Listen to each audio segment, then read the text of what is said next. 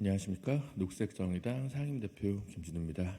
오늘 녹색정의당의 비례대표 후보 명단에 관해서 설명을 드리려고 이 자리에 섰습니다. 비례대표 후보는 당의 총선에 있어서의 실질적인 얼굴이라고 할 수 있습니다. 저희 당이 어떠한 가치와 노선으로 앞으로의 대한민국을 꾸려나가고 싶은지 어떤 블루프린트를 보여드리는 일이라 할 수 있습니다. 녹색정의당은 지난 한 달 동안 비례대표 후보 선출을 위한 당내 절차를 밟아왔습니다. 지난 9일 경쟁명부 후보 선출을 먼저 마쳤고 현재는 전략명부 후보들에 대한 당원 투표가 오는 금요일까지 진행됩니다. 오늘 발표되는 명단에 대해서 금요일까지 찬반 투표를 통해서 최종적으로 토요일 전국위원회를 통해서 인준됩니다. 녹색정의당은 노동과 녹색의 가치 그리고 소수자 사회적 약자와 함께하는 정치를 해온 분들을 비례대표 후보 명단에 올렸습니다. 지역에서 현장에서 발로 뛰는 정치 활동으로 잔뼈가 굵은 풀뿌리 현장 정치인들을 중심으로 선정을 했습니다. 거대 양당이 정책과 비전은 사라진 채 친명횡재, 비명횡사, 친윤불패 등 공천 파동과 무감동 공천으로 일관하고 있는 지금 녹색정의당의 후보들이 시민 여러분들과 당원분들께 작은 울림을 주기를 간절히 소망합니다. 이제 14명의 후보들을 조금씩 소개해 드리도록 하겠습니다. 비례대표 1번으로 나순자 전 보건의료노조 위원장을 지명했습니다. 나순자 위원장은 세 번째로 큰 산별노조인 보건의료노조 위원장을 3번이나 역임한 노동자들의 권익을 위해 싸우고 의료 공공성 확대를 위해 한국 사회 최일선에서 고군분투하고 계신 분입니다. 현재도 의료계 대란 의사들의 집단 거부 의료 집단 거부 투쟁 싸움에 맞서서 제대로 된 의대 정원 확대를 위한 방법론을 위해서 많은 투쟁을 아끼지 않고 있는 분입니다. 비례대표 2번은 허순규 후보입니다. 허순규 후보는 녹색당 추천 몫이기도 하고요. 청년 정치이자 새로운 녹색 정치의 모델을 제시할 수 있는 정치인이라고 생각합니다. 고향인 안동에서 풀뿌리 기초 활동을 열심히 했고 의미 있는 득표를 2차례 기록한 정치인입니다. 앞으로 허순규라는 젊은 정치인의 미래에 많은 관심을 가져주시길 부탁드리겠습니다. 비례 3번 이보람이 후보는 전남 영암에 근거로 해서 노동조합 운동과 지역운동을 활발하게 해온 정의당의 대표적인 정치인입니다. 현대 3호중공업 노동자로서 그리고 지역에서 지역구 정치인으로 기초의원 2번과 도의원 1번, 그래서 12년의 지방의회에서의 의정 활동을 가진 분입니다. 여성으로서, 지역으로서, 또 노동으로서 대표성을 갖는 든든한 인재라고 말씀드릴 수 있을 것 같습니다. 비례 4번 권영국 후보는 거리의 변호사로 아주 유명한 한국 사회 대표적인 노동 전문 변호사입니다. 지난 수십 년간 단 한 번도 굽힘없이 사회적 약자 그리고 노동자들을 위해서 거리에서 힘차게 싸워온 분이고요. 중대재해 전문가의 공동대표를 비롯해서 중대재해처벌법 제정 등 다양한 사회 현안과 노동 현안에 대한 입법 투쟁 그리고 노동과의 연대를 아끼지 않은 분이라 말씀드릴 수 있을 것 같습니다. 비례 5번 김호김 후보는 현재 제주도 위원장을 맡고 있을 뿐 아니라 전국 여성 농민의 총연합회 회장을 역임하신 인재입니다.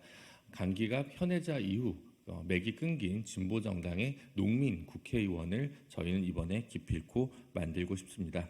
기후위기, 식량위기, 생명위기를 극복하고 농민, 농업, 농촌을 살리는 정치를 직접 보여드릴 농민 후보입니다. 비례 대표 6번은 어제 출마 기자회견을 한 상임 대표인 제가 맡기로 했습니다. 이번 선거에서 대표로서 책임감을 갖고 가운데 번호에서 중원의 싸움을 지휘하도록 하겠습니다.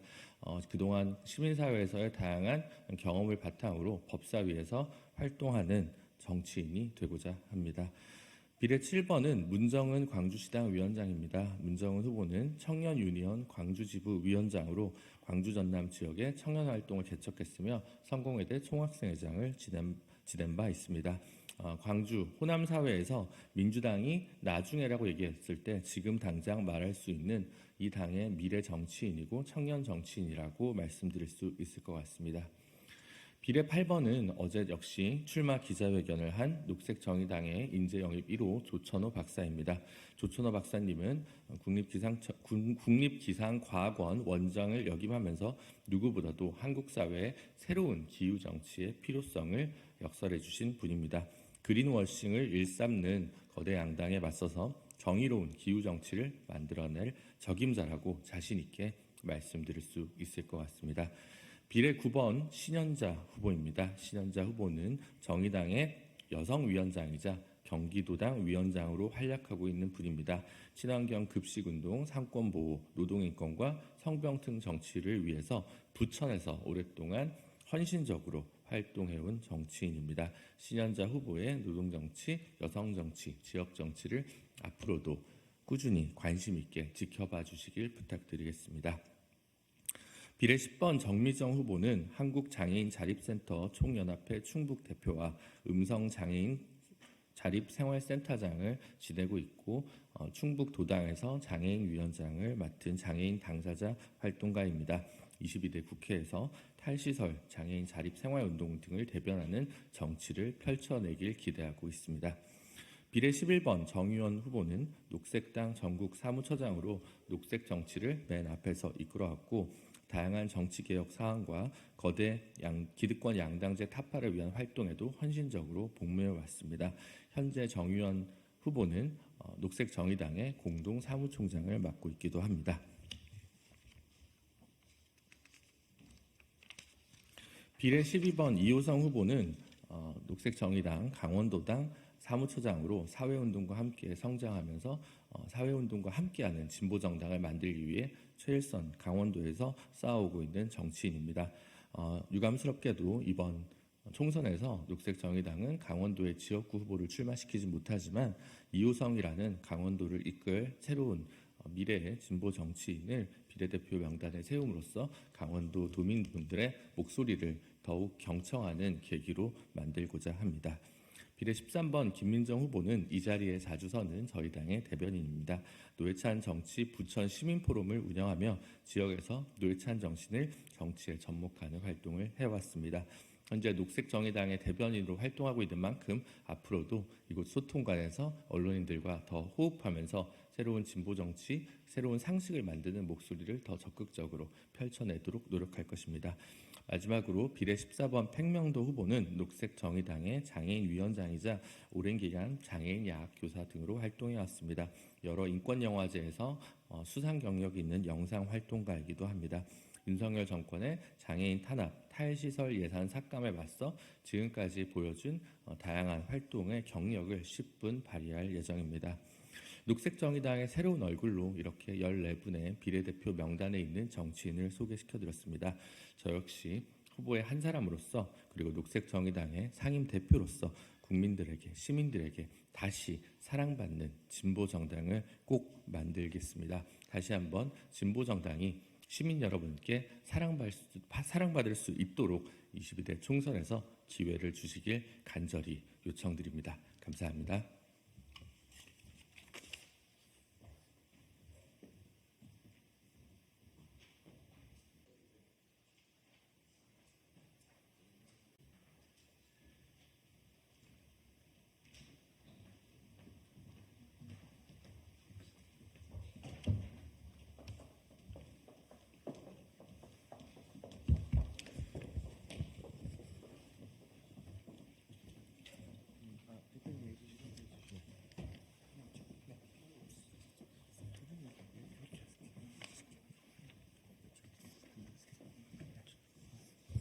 예,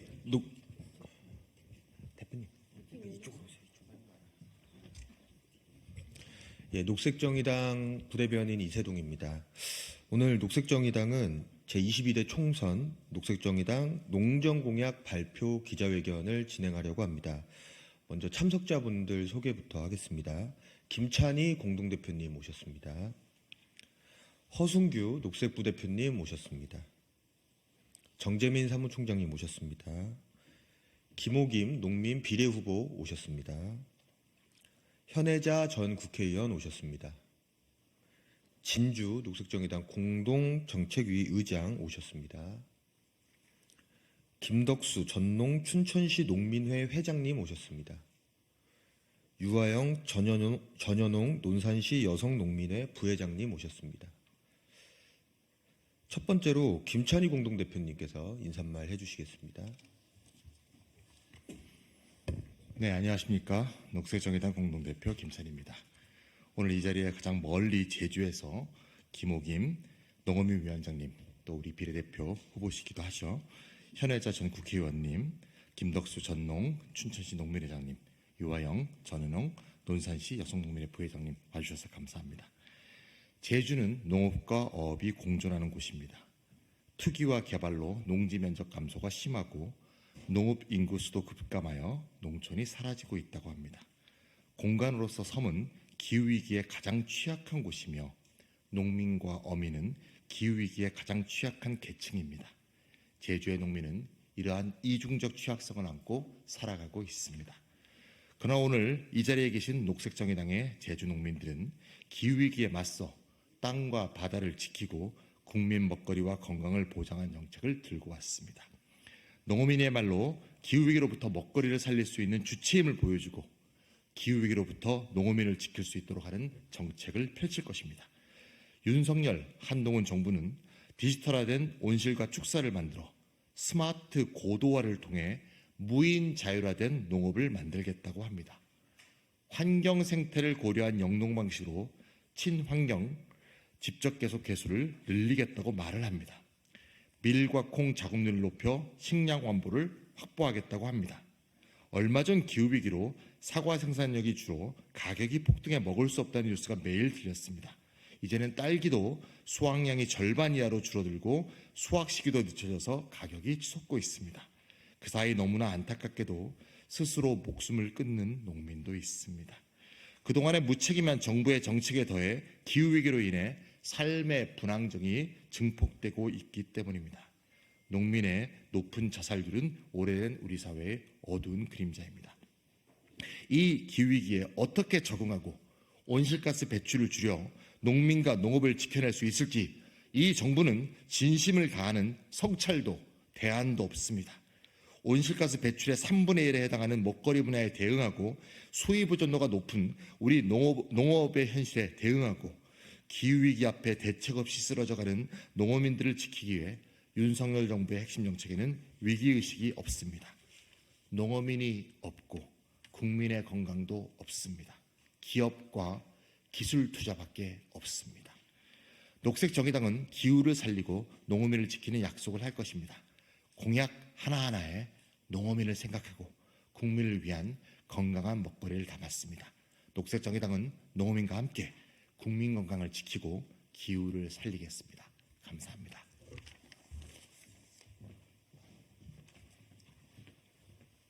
예, 다음으로는 허승규 녹색 부대표님이랑 김호김 농민 비례 후보께서 농민 공약, 농정 공약을 발표하시고 기자회견문 낭독까지 진행하도록 하겠습니다.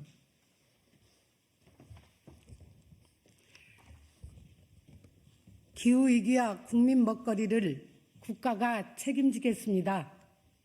이제 정말로 하늘이 농사를 짓는 세상임을 절감하게 되었습니다. 기후위기를 모두가 절감하는 시대, 농어민들을 피부로 느끼고 땅과 바다에서 매일 느낍니다. 뿌린 씨앗이 더운 열기로 곪고 한파로 열매가 죽고 태풍의 벼가 쓰러질 때 농민들의 가슴도 내려앉습니다. 바닷속 해조류들이 사라지고 바다 생물들이 사라져갈 때 해녀들의 눈물은 바닷물과 범벅이 됩니다. 농민들은 지금까지 먹고 살기 위해 국가가 이끄는 대로 정책도로 농사를 지어왔습니다. 그러나 이제는 하늘이 이끄는 대로 농사를 지어야겠습니다. 하늘이 이끄는 길로 농사를 지어야 국가도 살고 온 국민이 살고 농민도 삽니다. 하늘이 이끄는 길은 바로 농민들은 온실가스를 배출하지 않고 농사를 짓고 국민들은 온실가스를 배출하지 않고 먹는 것입니다.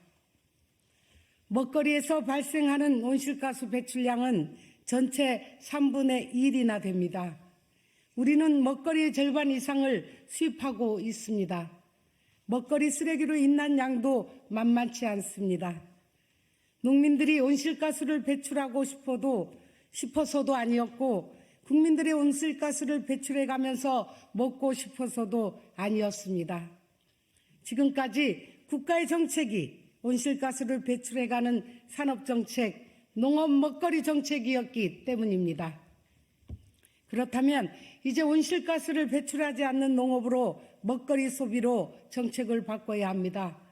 농어민 스스로 바꾸기 어렵습니다. 녹색정의당은 하늘이 이끄는 온실가스를 배출하지 않고 국민들의 건강과 농어민의 삶을 살리는 농업 먹거리 정책으로 이끌겠습니다. 첫째, 농어민이 온실가스를 덜 배출하도록 농사짓고 어업활동을 하도록 공익 직불제를 구조적으로 전환할 것입니다. 공익 직불제의 중심을 기후, 생태 직불금으로 개편하여 친환경을 비롯하여 온실가스 배출을 줄이고 생물 다양성을 증대시켜 건강한 먹거리를 생산하도록 농민들을 적극적으로 지원하겠습니다.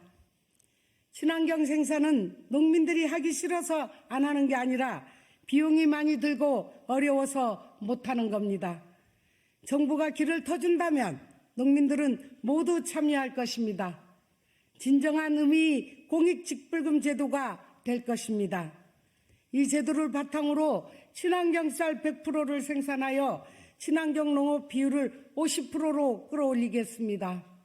한국인 밥상의 쌀은 전체 경작지 절반에 가깝습니다. 녹색정의당의 정책과 의지로 가능합니다.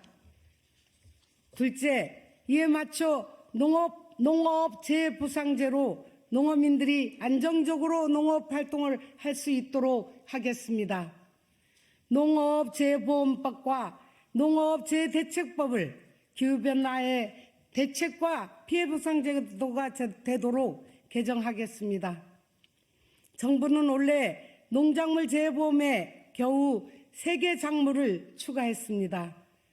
생물 다양성을 고려하여 다양한 작물을 농사짓는 농민들은 보험 대상이 될 수도 없습니다. 이런 제도가 어떻게 기후위기 대책이 되고 기후위기 피해로부터 구제를 받을 수 있겠습니까? 어떤 먹거리를 생산하는 모든 농민들이 보험에 가입하고 보상을 받을 수 있도록 하고 정부의 보험지원금도 50%에서 80%로 올리겠습니다. 셋째, 정치인, 공직자가 부당하게 소유하고 있는 농지를 회복시키고 220만 농어민 1인당 기본소득 30만 원으로 소득을 안정화하여 식량자금률을 60%로 올리겠습니다. 이를 꾸준히 유지하기 위해 식량주권법을 제정할 것입니다. 매년 농민들의 수가 줄어들고 있습니다. 농지도 감소하고 있습니다. 농민들의 소득 중 농업활동으로 인한 소득은 지난해에 겨우 1,000만 원이 조금 넘었습니다.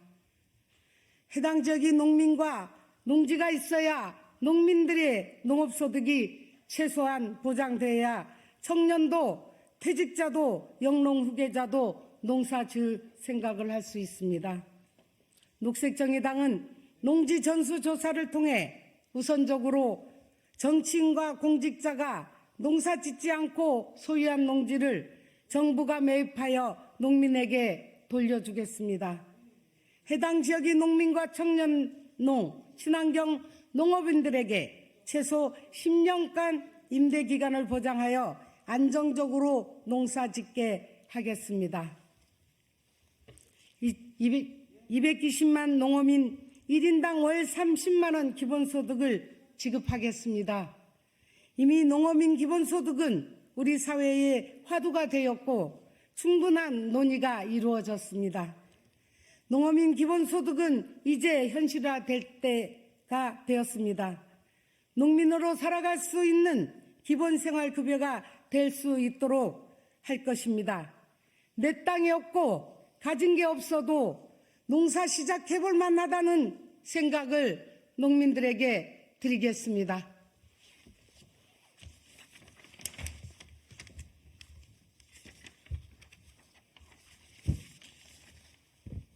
넷째, 친환경 쌀과 친환경 먹거리가 학교 급식을 넘어 공공기관, 어린이집, 유치원부터 대학생들까지 밥상에 오르도록 하겠습니다. 농업이 중요한 이유는 바로 국민 건강을 책임지기 때문입니다. 농민이 친환경 쌀과 농수산물을 생산해도 가격이 비싸서 못 사 먹으면 아무런 의미가 없습니다. 학자금, 취업난, 주거난으로 컵밥, 흙밥 등으로 때우는 청년의 건강이 우려됩니다. 이는 미래의 국가의 사회경제적 비용으로 되돌아옵니다. 지방대학부터 친환경 쌀과 먹거리로 반값 밥상을 차리겠습니다. 또한 현재 학교 급식을 넘어 어린이집과 유치원은 물론 모든 공공기관에 친환경 쌀과 먹거리를 공급할 것입니다. 이곳 국회에서부터 시작하겠습니다. 사과 가격이 치솟는 이유는 기후위기로 생산량이 줄었기 때문만은 아닙니다. 사과 가격이 높아지면 사과 농민이 부자가 될까요? 그렇지 않습니다. 수도권에 집중되어 있는 농산물 도매시장과 경매제도 때문이기도 합니다. 이미 대기업들이 농산물 도매시장을 사들이기 시작했습니다. 돈이 되기 때문입니다. 먹거리 시장은 국민의 건강을 지키고 대기업이 아니라 농어민이 잘 살게 해야 합니다. 녹색정의당은 국민과 농어민 모두 적절한 가격으로 사고 팔기 위해 직거래 공공도매 시장을 수도권부터 만들어 나가겠습니다. 다섯째, 농민의 건강은 산업재해보험으로 지키고 농어촌의 환경은 산업폐기물 발생지 책임제로 보호하겠습니다.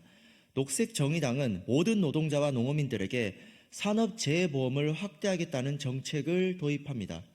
특히 농어민들의 산재보험은 더 이상 미룰 수 없습니다. 여성 농민들은 별도로 특수건강검진 및 기본건강관리 무료 지원을 통해 건강권을 보장하겠습니다. 농촌은 무분별한 산업폐기물, 의료폐기물로 쓰레기장이 되어가고 있습니다. 도시에서 발생하는 산업폐기물은 발생지 광역 단위에서 처리하는 공공폐기물 처리 제도를 도입하겠습니다. 농촌에서 발생하는 쓰레기는 농촌에서, 도시에서 발생하는 쓰레기는 도시에서 처리해야 합니다. 이를 정부가 책임지고 처리하는 공공처리 제도를 도입할 것입니다. 산업 폐기물로 발생하고 있는 농촌 주민들의 건강 피해는 즉각 조사하여 피해 주민들에게 의료 지원을 하고 폐기물 업체의 책임을 물을 것입니다. 도시민이든 농촌 주민이든 산업 폐기물로 인한 건강 피해가 발생해서는 안 됩니다. 이 모든 정책은 정부의 예상과 국민적 의지로 집행될 수 있습니다. 지난해 한국은 선진국으로 선언을 했습니다. 선언만 할 게 아니라 농업 분야의 기후위기 대응도 그에 맞게 끌어올리고 변화를 해야 합니다. 녹색정의당은 농업 예산 3.7%를 6%로 올려 정책을 이행할 것입니다. 기후위기에 대응하는 농업, 국민 건강을 책임지는 농업으로 전환하기 위해 기후생태정책실과 여성농민정책관을 신설하여 이끌도록 하겠습니다. 국민적 의지는 정부 조직을 넘어야 합니다. 농어민 소비자, 유통업계, 먹거리, 시민사회와 함께 기후생태 먹거리를 위한 대국민 원탁 테이블을 바로 열겠습니다. 국가의 경제는 산업에 달려있고 국민의 건강은 먹거리에 달려 있습니다.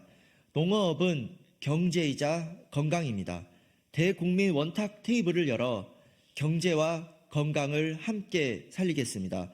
녹색정의당은 국민의 건강과 농업 먹거리의 100년을 계획하겠습니다.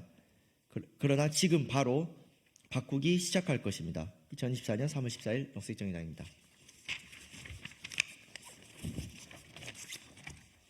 네, 저희 마지막으로 이 정책 퍼포먼스가 있습니다.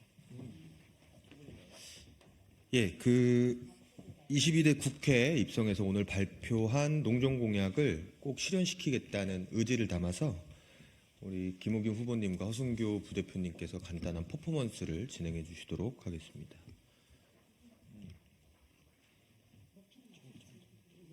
조금 더 올려주세요. 너무 높아요. 커피를 좀 내리세요. 커피를 조금만 더 내리세요. 녹색 후보 농민 후보로 22대 국회에 들어가서 꼭 실현하겠습니다. 실현하겠습니다.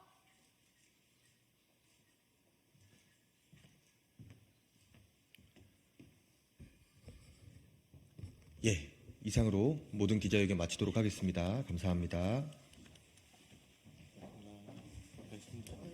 계속 올라오시느라고 고생이 많습니다.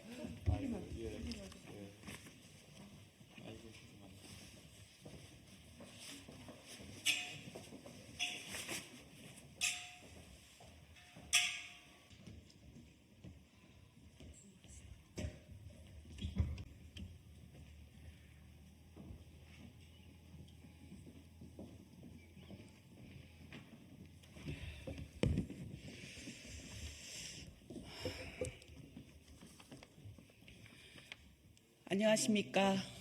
국회의원 윤미향입니다. 오늘은 한미연합군사훈련 중단 촉구를 위한 기자회견을 갖게 되었습니다.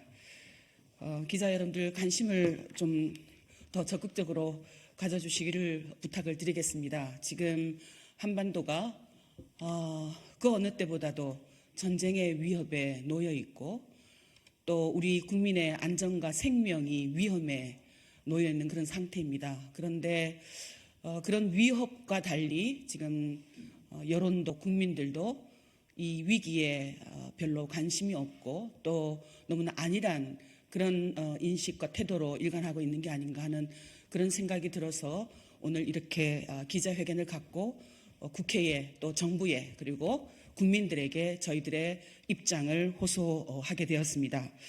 내일 14일까지 실시되는 2024년 상반기 한미연합연습으로 인해서 한반도 군사적 긴장이 어느 때보다 높은 그런 상황입니다. 남북관계는 윤석열 정부 들어서서 최악으로 치닫고 있습니다. 최소한의 충돌 방지 역할을 해온 9.19 군사 합의마저 무력화된 상황에서 상대를 자극하는 군사적 행동은 한반도를 일촉즉발의 전쟁 위기로 몰고 갈 수 있습니다. 올해 한미연합연습은 지난해보다 더욱 공격적으로 강화되었습니다. 연합 야외 기동훈련은 지난해에 비해서 2배 이상 늘어났습니다. 12개 유엔사 회원국도 참가한다고 합니다. 북한은 초강경 대응으로 맞서고 있습니다. 북한 국방성 대변인은 응분의 대가를 치르게 될 것이다 라고 했고 위협했고 김정은 국무위원장은 북한군 훈련 현장을 시찰하면서 군사적 긴장을 높이고 있습니다. 국민들은 불안합니다. 남북 간 대화는 일체 중단되었고 우발적인 충돌이 전면적인 전쟁으로 비화되지는 않을까 걱정하고 있습니다. 러시아, 우크라이나 또 팔레스타인에서 벌어지고 있는 전쟁의 참상을 매일 목도하고 있는 지금 남북 간 군사적 긴장은 국민들에게 실질적인 전쟁 위협으로 다가오고 있습니다. 전쟁은 어떤 경우에도 일어나서는 안 됩니다. 전쟁은 모두의 삶을 파괴하지만 특히 여성과 사회적 약자에게 치명적인 피해를 가져옵니다. 김학순 할머니를 비롯해서 일본군 위안부 피해자들이 피 맺힌 절규를 다시금 되새겨야 합니다. 전쟁으로 인해서 또다시 본인들과 같은 피해자들이 생기는 것을 막아야 한다며 전 세계 전시성폭력 피해자들과 연대했던 할머니들의 뜻을 우리는 잊어서는 안 됩니다. 전쟁 연습은 평화를 가져오지 않습니다. 군사적 충돌을 부를 수 있는 적대 행위를 멈춰야 합니다. 선제적 긴장 완화 조치가 필요합니다. 과거 남북 대화와 관계 진전을 위해서 한미연합연습을 중단하거나 축소하기도 했었습니다. 상호 신뢰 구축을 위한 평화적 해법이 시급히 필요한 그런 상황입니다. 윤석열 정부는 유엔 헌장의 무력 사용 금지 원칙과 헌법의 국제평화주의 원칙에 따라서 평화를 위협하는 한미연합연습을 중단해야 합니다.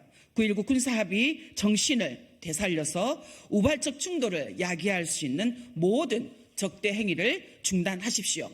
한반도 평화를 위한 대화의 장을 즉각 마련하십시오. 이런 입장을 가지고 오늘 참석하신 분들이 발언을 하게 되겠습니다. 먼저 김민웅 촛불행동 상임대표님께서 말씀을 해주시겠고요. 그리고 김진양 조국혁신당 비례대표 국회의원 출마자가 이어서 발언을 해주시겠습니다. 그리고 이어서 기자회견문을 낭독하겠습니다. 오늘 그리고 참가자는 이따가 권혁 대표님이 소개를 해주시기 바랍니다. 네.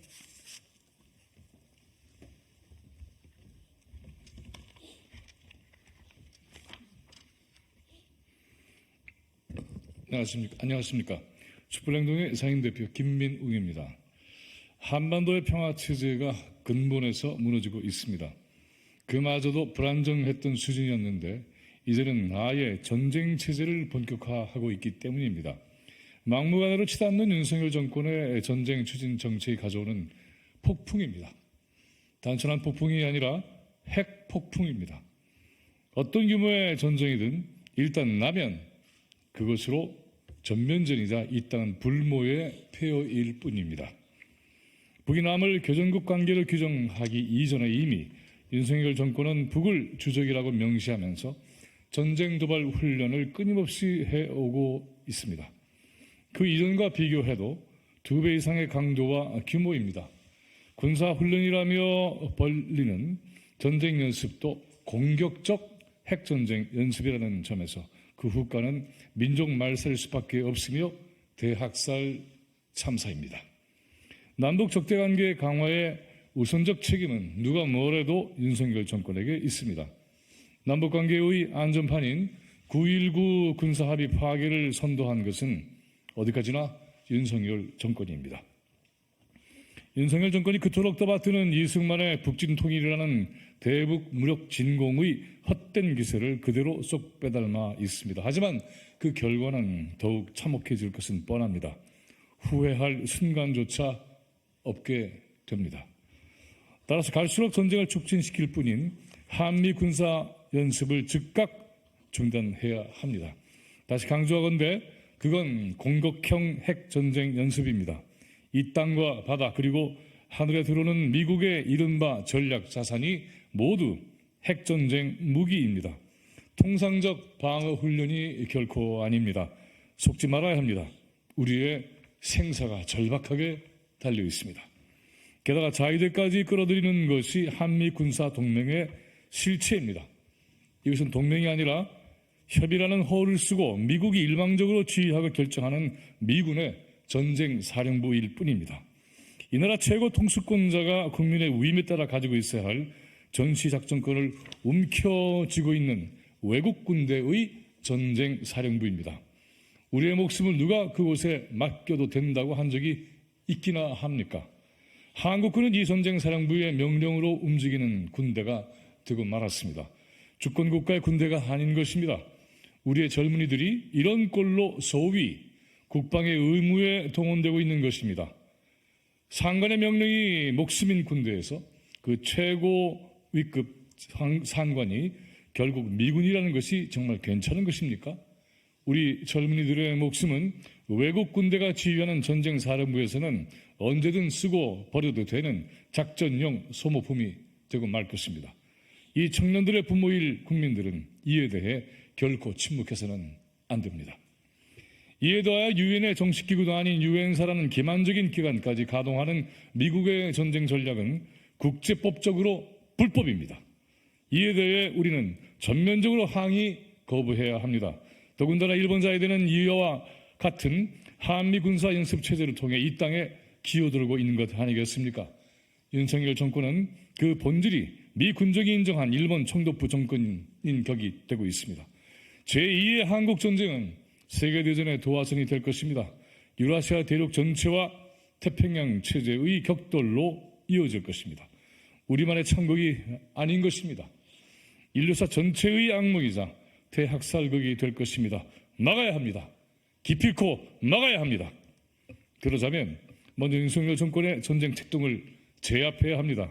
이번 총선은 그걸 할 수 있는 절호의 기회입니다. 모든 민주세력, 진보개혁 세력의 총단결로 압도적인 승리를 이끌어냅시다.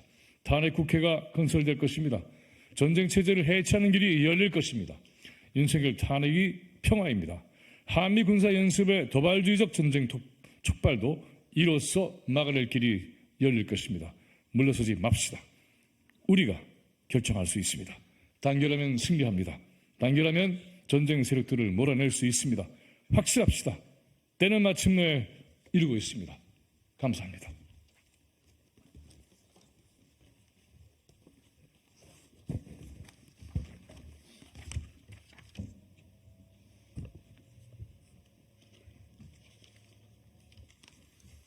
반갑습니다. 조국혁신당 비례대표 국회의원 출마자 김진양입니다. 한반도 평화경제회의 상임의장의 역할을 맡고 있습니다. 국민 여러분께 진심으로 호소드립니다. 관념적 위기가 아닙니다. 북은 현재의 남북관계를 전쟁 중의 적대관계로 이미 천명했습니다. 현재의 한미연합군사훈련은 전쟁을 막는 훈련이 아니라 전쟁을 부르는, 전쟁을 촉발하는 훈련입니다. 전쟁을 막는 진짜 안보가 아니라 전쟁을 촉발하는 거짓 안보, 가짜 안보입니다. 전쟁은 관념입니까? 아닙니다.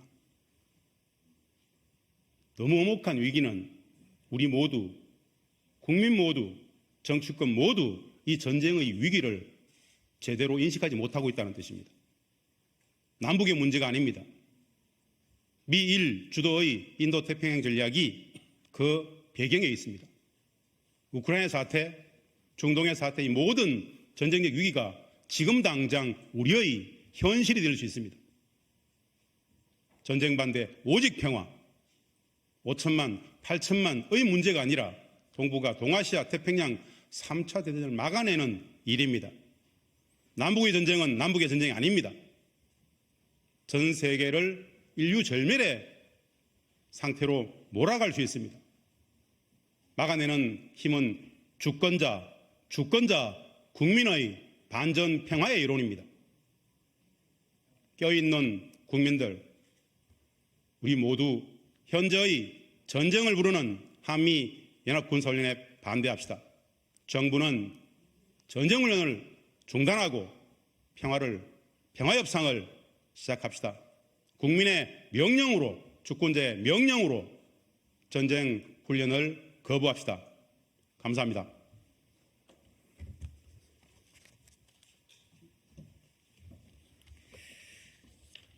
예, 기자회견문을 낭독하겠습니다. 저는 국민주권당 비례대표 국회의원 출마자 백재길입니다. 한미연합 군사훈련 중단 촉구 기자회견. 전쟁을 부르는 한미연합 군사훈련 즉각 중단하라. 지난 3월 4일부터 시작된 한미연합 군사훈련 자유의 방패가 막바지에 이르렀다. 한미 당국은 이번 훈련 기간 야외 기동훈련을 지난해에 비해 2배 이상 늘리고 유엔사 12개 회원국도 참가한다고 밝혔다. 그러나 막상 훈련이 시작되자 언론 보도가 거의 나오지 않았고 통상 한미 연합 군사훈련과 연계해 진행해 오던 대규모 한미 해병대 연합 상륙훈련인 쌍용훈련도 진행하지 않았다. 전쟁 위기가 역대 최고조에 이른 한반도 정세에서 그나마 다행이라고 해야 할지 모르겠지만 우리 국민이 이렇게 매년 가슴 졸이는 시간을 보내야 하는 이유를 알 수 없다. 윤석열 정부가 들어선 후 남북관계는 최악의 상황에 처해 있다. 선제 타격, 주정론을 공약화하고 국정 기조로 삼은 윤석열 정부에 의해 남북 간 모든 대화는 중단되고 합의는 파괴되었다. 최소한의 충돌 방지 역할을 해온 9.19 군사합의마저 사라지고 한미연합 군사훈련은 몇 배로 늘어났으며 일본 자유대까지 불러들인 한미일 연합훈련도 연례화되었다. 전쟁과 충돌을 조장해온 대북 전단 살포를 막기 위해 국회 입법으로 만들어진 대북 전단 살포 금지법을 폐지하고 전쟁 위기만 높여온 것이 윤석열 정부다.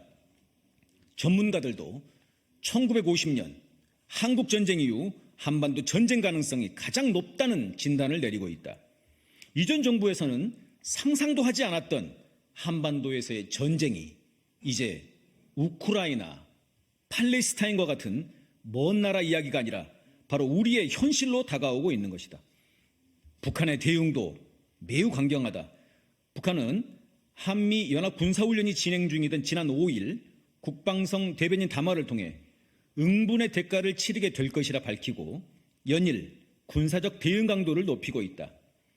김정은 국무위원장이 직접 서부지구를 방문하여 훈련을 지도하고 서울을 포함한 수도권을 타격권에 두고 있다는 포사격 부대의 훈련을 현지 지도하는 등 초강경 대응에 나서고 있다. 윤석열 정부는 연일 즉강끝 선응징 후보고라는 전쟁 불사 발언을 멈추지 않고 있으며 한미 연합 군사 훈련을 강행하고 있다. 일전을 불사하겠다는 것이다. 이대로 가면 전쟁은 불가피해진다. 그나마 미국은 지난 5일 현재 한반도 상황에 비춰봤을 때 위협 감소에 대해 북한과 논의할 준비가 돼 있고 그렇게 할 의향이 있다는 입장을 밝혔다. 미국도 현재의 한반도 상황을 심각하게 인식하고 있고 대화를 하겠다는 입장으로 읽힌다.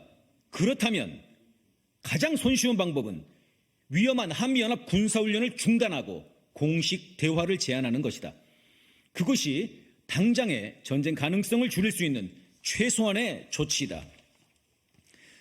전쟁이 나면 남북 모두 돌이킬 수 없는 큰 피해를 입게 된다. 국민이 바라는 것은 평화다. 전쟁이라는 대참사를 피하려면 전쟁 선동과 전쟁 행위를 멈춰야 한다. 윤석열 정부는 대결과 충돌만 불러오는 대북 전쟁 선동을 멈추고 한미 양국은 한미연합 군사훈련을 중단해야 한다. 그것이 한반도 전쟁 시계를 멈출 수 있는 가장 시급한 조치다. 2024년 3월 13일 국회의원 윤미향, 국민주권당, 김복동의 희망, 자주민주평화통일민족위원회, 촛불완성연대, 촛불행동, 평화어머니회, 한반도 평화경제회의, 함부르크 촛불행동, AOK. 고맙습니다.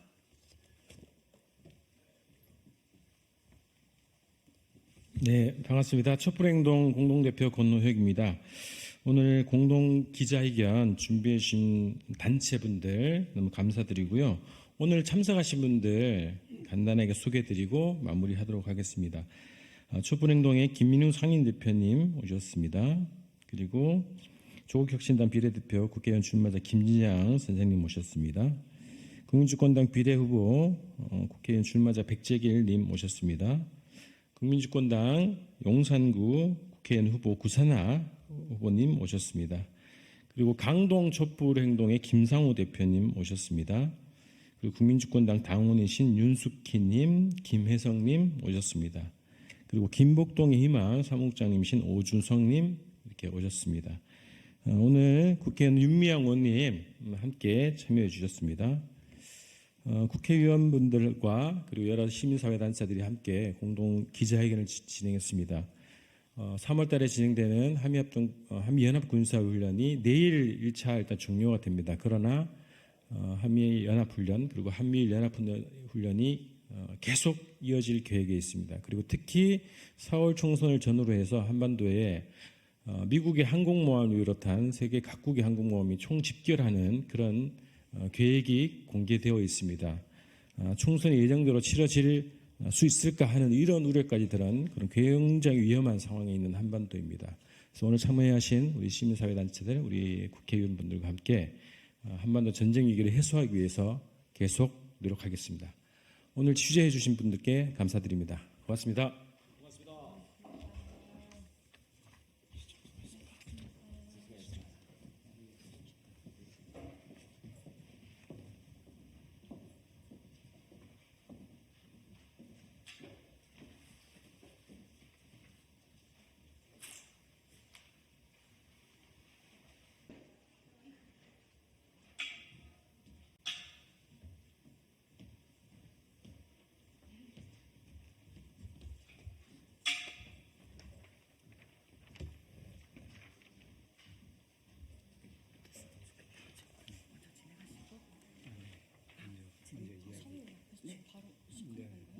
지금 바로 시작하시면 돼요.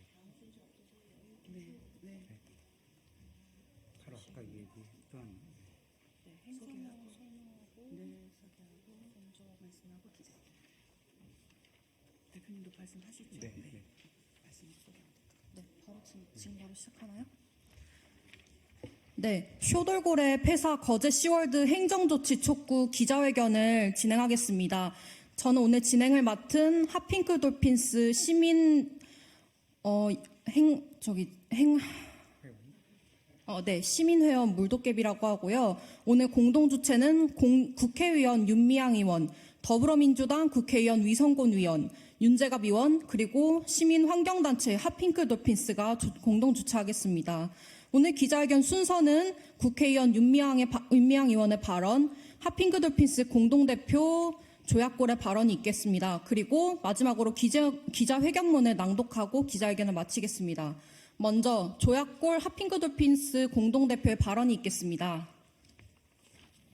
네, 안녕하세요. 해양환경단체 핫핑크 돌핀스의 조약골 공동대표입니다. 최근 2월 25일과 2월 28일 경상남도 거제시에 위치한 돌고래 쇼장 거제 시월드에서 2마리의 돌고래가 폐사하는 사건이 발생했습니다. 2월 25일에 폐사한 돌고래는 이름이 줄라이이고요. 2월 28일에 폐사한 돌고래는 이름이 노바입니다. 거제 시월드는 2014년 개장한 이후에 지금까지 총 14마리의 돌고래가 목숨을 잃었습니다. 20마리 돌고래를 해외에서 수입해 와서 지금까지 70%의 사육 돌고래가 폐사한 곳입니다. 지금까지 이렇게 많은 돌고래가 죽어갔는데 정부 당국에서는 어떠한 행정 조치를 내리지 않았습니다. 예를 들면 영업 중단이라거나 혹은 과태료 부과라거나 이런 조치가 내려지지 않았고요. 거제 시월드는 여러분들께서 아시겠지만 얼마 전 예전에 논란이 되었었던 돌고래 위에 올라타고 서핑보드 타기 하는 이런 체험이 문제가 되었던 곳입니다. 정부에서 돌고래 올라타기는 동물 학대에 해당한다라고 해서 그런 체험 프로그램은 중단했지만 여전히 고강도의 돌고래 쇼가 진행이 되고 있는 것입니다. 그러다 보니까 다른 시설에서는 돌고래 쇼 대신에 생태 설명회로 이렇게 바꿔서 진행을 하는데 이곳 거제 시월드만 유일하게 국내에서 유일하게 여전히 돌고래 쇼를 하고 또 아무런 휴일이 보장되지 않고 또 돌고래들이 아플 때 어떻게 제대로 된 조치가 취해지지 않아서 결국 지난 2월 25일과 28일 2마리의 돌고래가 또다시 폐사한 것입니다. 이 돌고래들이 계속 죽어나갈 때 저희 시민단체와 또 국회 그리고 여러 전문가들이 함께 합동조사를 실시하자 이렇게 촉구했음에도 불구하고 거제 시월드의 거부로 인해서 합동조사는 실시되지 못했고요. 무엇보다 안타까운 것은 이번 돌고래들의 죽음은 충분히 예방이 가능했던 사안이었다라는 점입니다. 무엇이냐면 작년 6월에 해양수산부와 환경부 그리고 고래류 전문가들이 거제 시월드를 현장 조사합니다. 현장 조사한 뒤에 문제점이 있자 거제 시월드 측에 돌고래들에게 휴가를 줘라. 그리고 아픈 돌고래, 질병에 걸린 돌고래가 있을 경우에는 제대로 조치하는 매뉴얼을 만들어라. 이렇게 권고를 하는데요. 거제 시월드는 정부의 이런 권고 사항조차 받아들이지 않았습니다. 그러다 보니까 이번에 또다시 2마리의 돌고래가 죽어간 것이고요. 이렇게 돌고래가 죽고 있는데도 계속해서 돌고래 쇼를 중단하지 않고 영업을 이어가고 있어서 저희들은 오늘 이곳에서 기자회견을 통해서 행정당국이 보다 더 강력하게 조치를 취해라. 즉 돌고래쇼 중단과 영업 정지 그리고 나아가서 시설 폐쇄를 명령할 것을 다시 한번 촉구하고요. 거제 시월드의 시설은 지금 매우 부족한 해양동물 구조치료 시설로 이렇게 활용을 하면 될 것이라고 생각합니다. 감사합니다. 네, 국회 농해수위에서 활동하고 있는 윤미향입니다. 그동안 농해수위에서 여야를 막론하고 해양 포류류 보호 체계를 정부는 즉각 세워야 된다라고 굉장히 강력하게 요구를 해왔습니다. 뿐만 아니라 지금 현재 이렇게 우리가 기자회견을 하게 되는 거제 시월드에서처럼 고래가 계속 수족관에서 폐사하고 있는 이런 문제에 대해서도 문제 제기를 하고 하루속히 고래들을 바다로 내보낼 수 있는 그런 조치를 취하라. 또 뿐만 아니라 바다 쉼터를 설립하기 위한 예산을 수립해라라고 요구를 해왔습니다. 무엇보다도 올해 예산을 심의하는 지난해 예산 심의에서 상임위 안에서는 예산을 바다쉼터 예산을 마련을 했지만 결국은 정부 예산대로 바다쉼터 예산이 삭감되는 그런 불상사가 일어났고, 이런 사태를 통해서 정부는 전혀 이 해양 포류류 보호에 대한 대책도 그리고 정책도 적극적인 의지도 없구나 하는 것을 드러내고 말았습니다. 이번 기회를 통해서 13번째, 14번째 지금 돌고래가 거제 시월드에서 사망을 하게 되었는데요. 지금 남아있는 고래들은 안전하게 그들이 숨을 편하게 쉴 수 있는 바다에서 살다가 그 생을 다할 수 있도록 우리 사람들이, 우리 정부가 적극적으로 노력을 해야 된다라고 생각을 합니다. 정말 슬픈 일이고 안타깝고 인간으로서 무한 책임을 느끼게 됩니다. 우리 아이들에게 그런 동물 학대를 통해서 즐거움을 맛보게 하는 그런 잔인하고 폭력적인 일은 다시는 있어서는 안 된다.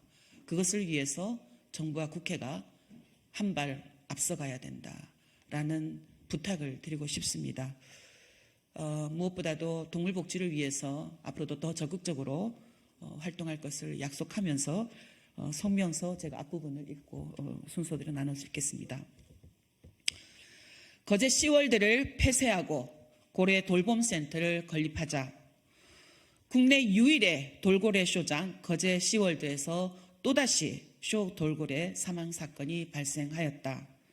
지난 2월 25일 큰 돌고래 줄라이가 사망하였고 2월 28일에는 큰 돌고래 노바가 사망한 것이다. 거제 시월드는 이렇게 돌고래들이 죽어나가는데도 돌고래 쇼를 중단하지 않고 계속 영업을 하며 큰 지탄을 받고 있다. 2014년 거제 시월드 개장 이래 10년간 총 14개체의 공연노동 쇼 돌고래들이 이곳 수조에서 죽었다. 문제는 거제 시월드에 감금되어 죽을 때까지 공연노동에 동원되어 온 돌고래들은 아플 때 쉴 권리도 1년 365일 계속되는 강제노동을 거부할 권리도 없다는 점이다. 윤미향 의원이 해양수산부를 통해 확보한 수족관 실태 점검 보고서는 이를 잘 보여준다.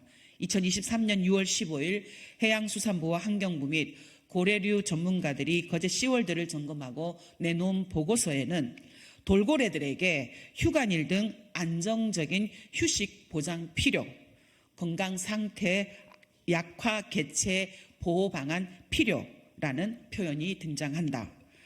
정부 점검 결과 보고서를 통해 거제 시월드가 돌고래들의 건강권, 휴식권을 전혀 보장하지 않은 채 무리하게 돌고래 쇼를 강행해왔다는 사실이 드러난 것이다.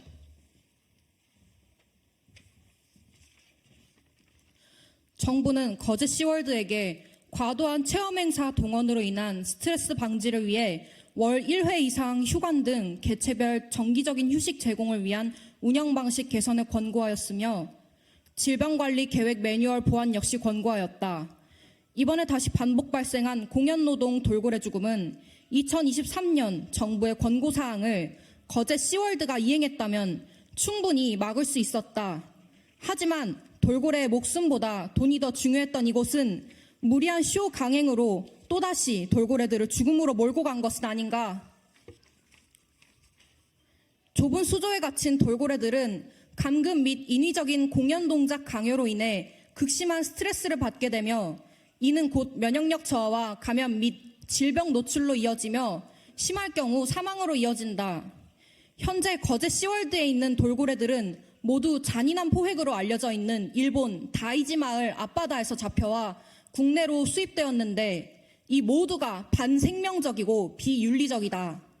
이런 비판에 직면한 울산 고래생태체험관이나 아쿠아플라넷 제주 등 국내 다른 고래류 사육시설이 모두 돌고래 쇼를 중단하고 이른바 생태 설명회로 전환하였으나 거제 시월드만은 유일하게 무리한 돌고래 쇼를 강행하고 있는 것도 이번 죽음이 단순히 우연이 아님을 짐작해야 한다. 정부의 최소한의 권고조차 무시한 채 무리한 강제노동으로 돌고래들을 사망으로 내모는 죽음의 돌고래 쇼장 거제 시월드는 폐쇄하는 것이 마땅하다. 그곳에 갇혀있는 돌고래들을 정부가 하루속히 바다 한쪽에 고래 돌봄센터를 마련하여 바다로 내보내야 할 것이다. 거제시가 기부 체납 받기로 하고 무상 임대한 거제시월드의 남은 시설은 돌고래 쇼장 폐쇄 후 해양동물 치료시설 등으로 활용하면 될 것이다. 우리는 거제시월드의 무리한 돌고래쇼 강행이 돌고래들을 또다시 죽음에 이르게 하지 않았는지 관계기관의 엄정한 사인 조사와 함께 거제시월드의 영업 정지, 돌고래쇼 중단 명령 등의 행정 조치가 내려지기를 촉구한다. 2024년 3월 13일 기자회견 참가자 일동.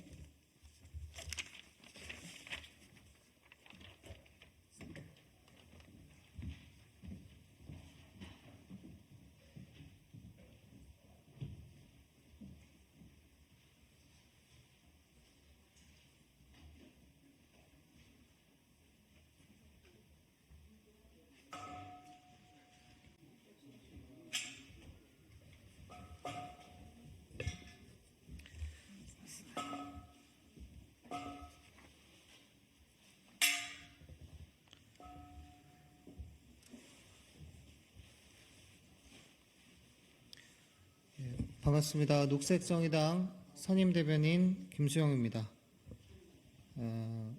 어제 의협 간부들이 14시간 고강도 경찰 조사를 받았다는 내용과 그리고 블랙리스트 기업 쿠팡이 역고소에 나서고 있어 오늘 공익제보자가 직접 기자회견을 했다라는 내용 두 가지에 대해서 브리핑 드리도록 하겠습니다.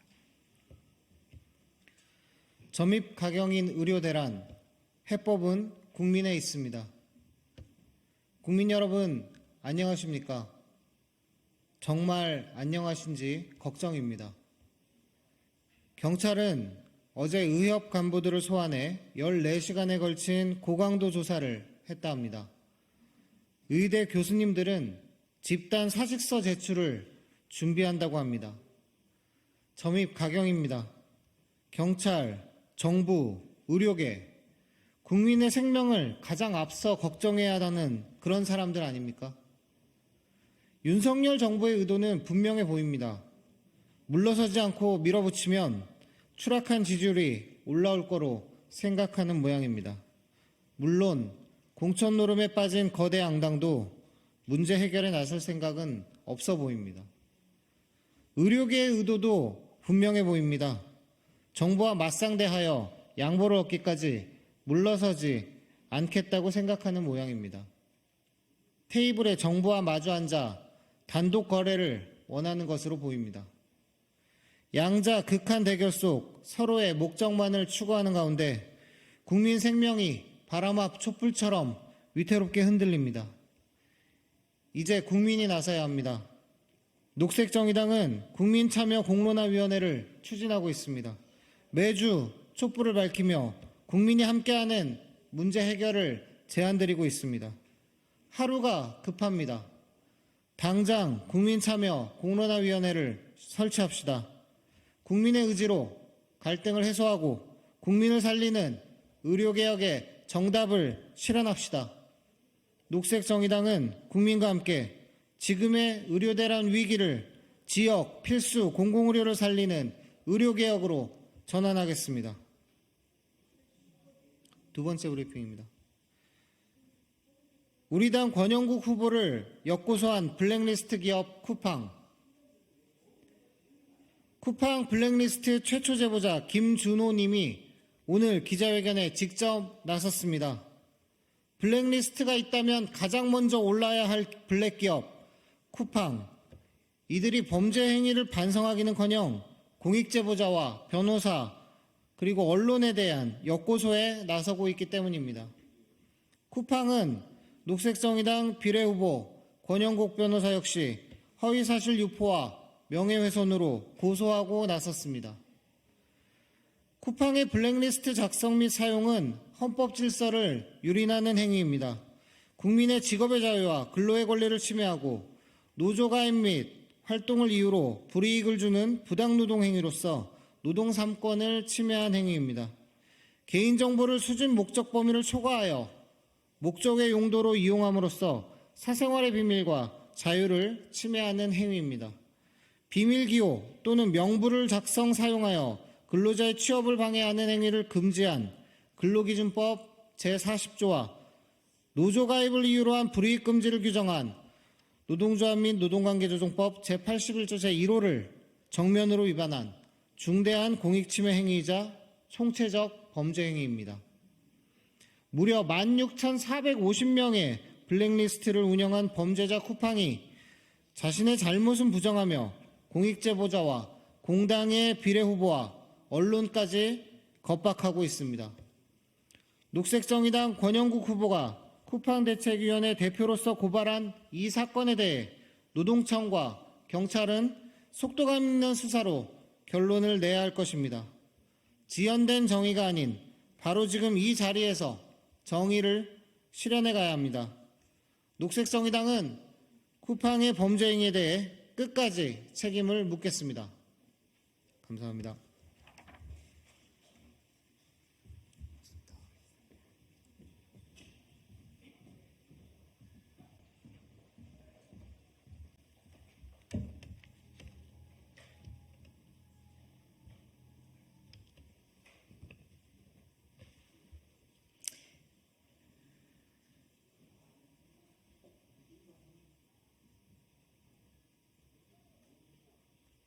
녹색정의당 대변인 김민정입니다.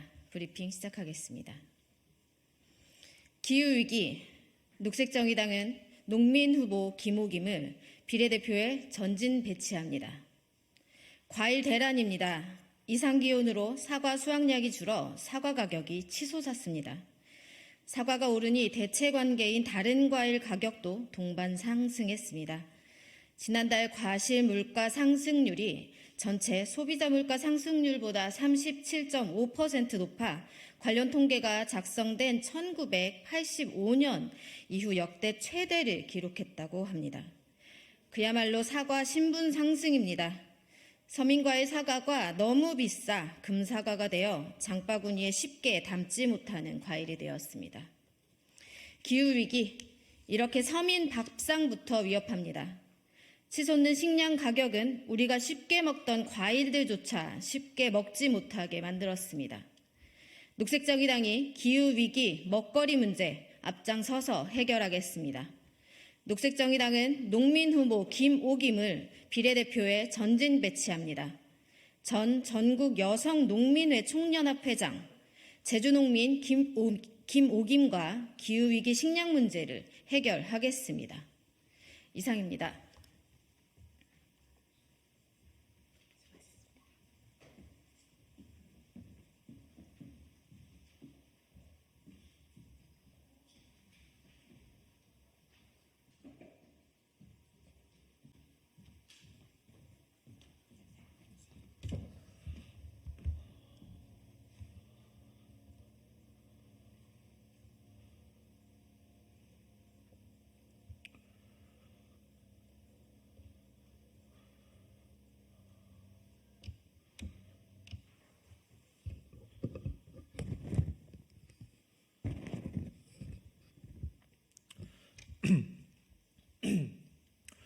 네, 더불어민주당 청년대변인 최민석입니다. 브리핑 시작하겠습니다.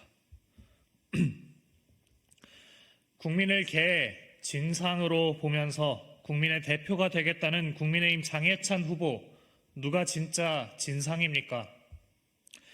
국민의힘 장해찬 예비 후보의 과거는 파면 팔수록 막말과 비하 발언들이 화수분처럼 쏟아져 나옵니다.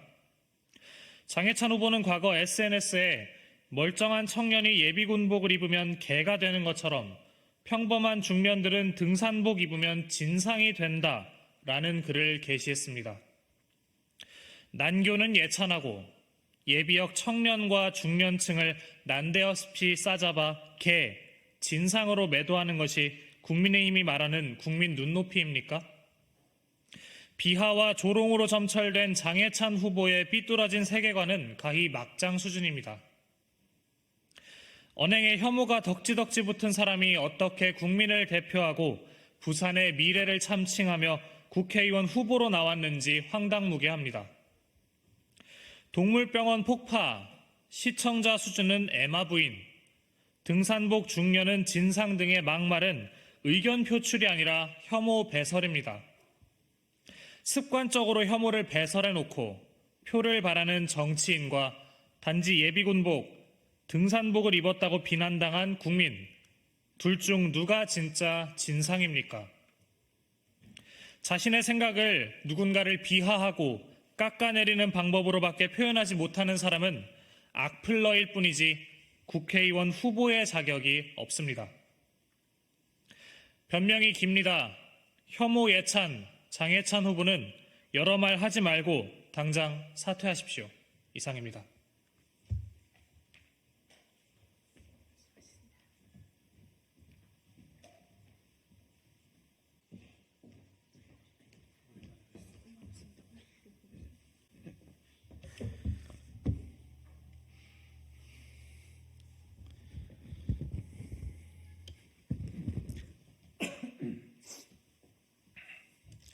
네, 개혁신당 부대변인 이재랑이라고 합니다.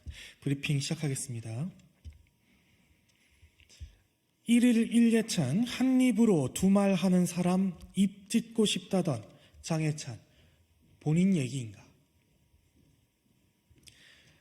장해찬 후보를 파면 팔수록 망언들이 화수분처럼 튀어나오고 있습니다.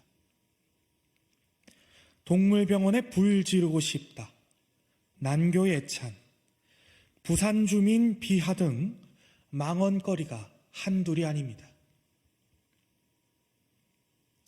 그러나 장해찬 후보는 SNS에 사과문 하나로 그 모든 망언들을 뭉치려 하고 있습니다.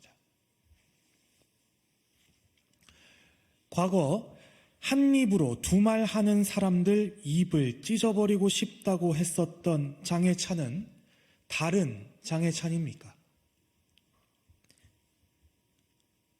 가히 조적조에 이은 장적장이라고 할 수 있습니다. 지금 장해찬 후보에게 필요한 것은 과거에 자신이 했던 망언에 책임을 지고 후보직에서 사퇴하는 것입니다. 그것이 과거 장해찬에게 현재 장해찬의 입이 찢기지 않을 수 있는 유일한 방법일 것입니다.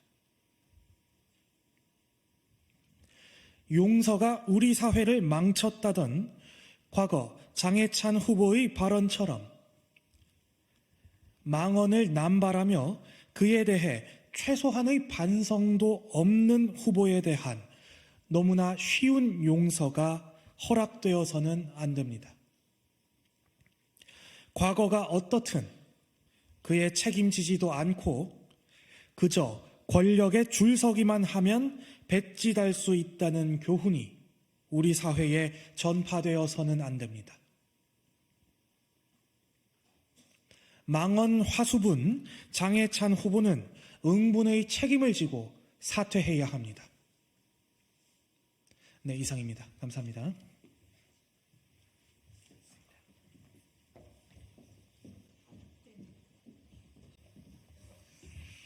네, 개혁신당 상근부대변인 주이삭입니다.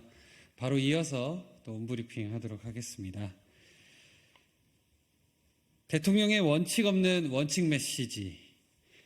어제 윤석열 대통령께서 원칙대로 다시 하겠습니다. 어제 윤석열 대통령께서 원칙대로 의료개혁을 추진하라는 지시를 했다고 합니다. 윤 대통령께서는 당선인 시절 민주주의를 위협하는 부정부패는 네 편, 내 편 가릴 것 없이 국민 편에서 엄단하고 우리 국민 누구에게나 공정하게 적용되는 법치의 원칙을 확고하게 지켜나가겠다고 했습니다. 그렇다면 대통령께 묻겠습니다. 핵심 피의자인 이종섭 전 국방부 장관을 호주 대사로 임명하며 사실상의 해외 도피를 장려한 것이 윤 대통령의 원칙에 해당이 됩니까? 다른 이들의 비리에는 날카로운 칼을 겨눴던 윤 대통령께서 본인 가족의 비리 의혹에 대해선 제1요구권, 즉 거부권까지 활용하는 것이 대통령의 원칙에 해당이 됩니까? 이런 사례를 보면 아마도 윤 대통령의 원칙은 정치적으로 유리하면 원칙이요, 불리하면 반칙이었던 모양입니다. 국민은 원칙이 없는 대통령의 원칙 우는 메시지에 정권을 심판해야 한다는 결심이 생기고 있음을 정부 여당은 명심해야 될 것입니다.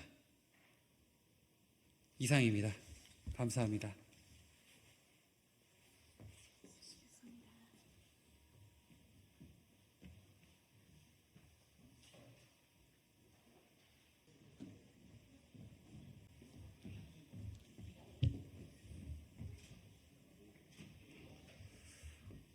안녕하세요. 세종갑 국회의원 홍성국입니다. 오늘은 마포갑 이디은 후보의 출마 기자회견이 있겠습니다.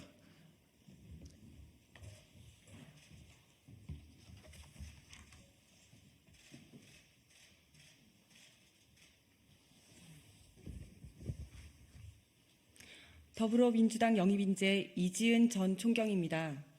저 이지은은 오늘 제22대 국회의원 선거 마포구갑 선거구 출마를 선언합니다. 아냐는 의례적 인사조차 하기 미안할 정도로 우리 모두는 지금 안녕하지 못한 삶을 살고 있습니다. 경제와 민생은 곤두박질 치고 있고 민주주의와 한반도 평화는 퇴행하고 있습니다. 국가기관은 정권 사수를 위한 도구가 되었고 언론과 표현의 자유는 무참히 짓밟혔습니다. 이번 총선은 무너지는 대한민국을 바로 세우는 일입니다. 윤석열 정권의 폭주를 막고 대한민국의 역주행을 멈추는 일이야말로 민주당이 지금 국민과 역사 앞에 반드시 해내야 하는 단 하나의 소명입니다. 저는 경찰이 좋았습니다. 그래서 경찰대학을 갔고 19살부터 경찰 제복을 입기 시작했습니다. 경찰의 꽃이라는 총경 계급으로 승진도 했습니다. 전국에서 업무량이 많다고 손꼽히는 마포 홍익지구대 등 최일선 현장에 근무하며 치안성과 전국 1위, 2년 연속 베스트 지구대 선정, 대통령 표창 수상의 영광스러운 성과도 달성했습니다. 그런 저에게 변화가 찾아왔습니다. 윤석열 정권은 정권 초기부터 행안부 내 경찰국을 설치하여 경찰을 정치적으로 장악했고 경찰은 정권 편향적 수사와 위법적 강제 시위 해산에 동원되며 그 역량과 자존심은 땅에 떨어졌습니다. 경찰을 권력의 하수인으로 만드는 이러한 폭거에 우리 모두는 우려하고 반대했지만 윤석열 정권은 어떠한 비판도 허용하지 않았습니다. 저는 제 인생 그 자체였던 경찰이 망가지는 모습을 더 이상 두고 볼 수 없었습니다. 증오와 야만의 시대, 주어진 자리에서 최선을 다하는 것만으로는 정의롭고 안전한 사회를 만들 수 없다는 것을 깨달았습니다. 내가 아끼는 경찰 조직과 평생을 지켜온 국민들을 위해서는 다른 길을 선택할 수밖에 없었습니다. 그것이 제가 출마하게 된 이유입니다. 제가 출마하는 마포갑은 저희 꿈을 이루어준 곳입니다. 27살 첫 서울 발령 때 마포에 둥지를 틀기 시작했고 제 이름으로 된 첫 보금자리를 마련한 곳도 마포, 경찰로서 현장을 누비며 저의 능력과 성과를 인정받은 곳도 바로 마포입니다. 따뜻한 이웃과 정감 있는 거리, 다양한 맛집들과 경의선 숲길까지 마포가 아니었으면 저희 일상은 이렇게 행복하지 못했을 것입니다. 이제는 제가 마포의 꿈을 이루겠습니다. 한류 문화의 성지, 청년들의 꿈이 피어나는 도시, 미래형 원스톱 교육 도시, 주거, 교통, 상권 혁신으로 살기 좋은 도시, 생활 안전망으로 따뜻한 도시를 만들겠습니다. 먼저 마포를 한류 문화의 성지로 만들겠습니다. 마포 유수지에 K-팝 복합 공연장을 건립하고 K-뷰티 등 한류 기업의 킬러 콘텐츠 매장을 개설하여 외국인 관광객을 유치하고 일자리를 창출하고 지역 경제를 발전시키겠습니다. 홍대, 신촌, 마포, 여의도로 이어지는 한류 문화 관광 벨트를 구축하여 자랑스러운 우리 문화를 세계에 알리고 마포를 세계 속에 우뚝 서게 하겠습니다. 청년들의 꿈이 피어나는 마포로 만들겠습니다. 금융기관과 지자체와 연계하여 청년 창업 지원센터를 건립하고 컨설팅부터 공간 대여, 자금 지원까지 청년들의 새 출발을 지원하겠습니다. 미래형 원스톱 교육특구로 만들겠습니다. 대학과 고교를 연계한 진로 교육 프로그램을 추진하고 첨단 교육 기자재를 마련하며 학원과 주변 차량 정리와 소방시설 확보 등 안전에도 힘쓰겠습니다. 교통, 주거, 상권 혁신으로 살기 좋은 도시를 만들겠습니다. 강변북로 지하화, 노후 아파트 재건축, 신안산선 전철의 만리지역 설치를 추진하겠습니다. 거대 권력의 바벨탑 앞엔 이지은이 있습니다. 어떤 권력에도 굴하지 않고 지금의 폭정을 멈추게 하겠습니다. 이지은이 민주당이 대안으로 거듭나겠습니다. 나라다운 나라를 만들 책임은 오롯이 저의 소명이자 책무입니다. 여러분과 함께 반드시 승리하겠습니다. 2024년 3월 13일 제22대 국회의원 선거 후보자 이지은.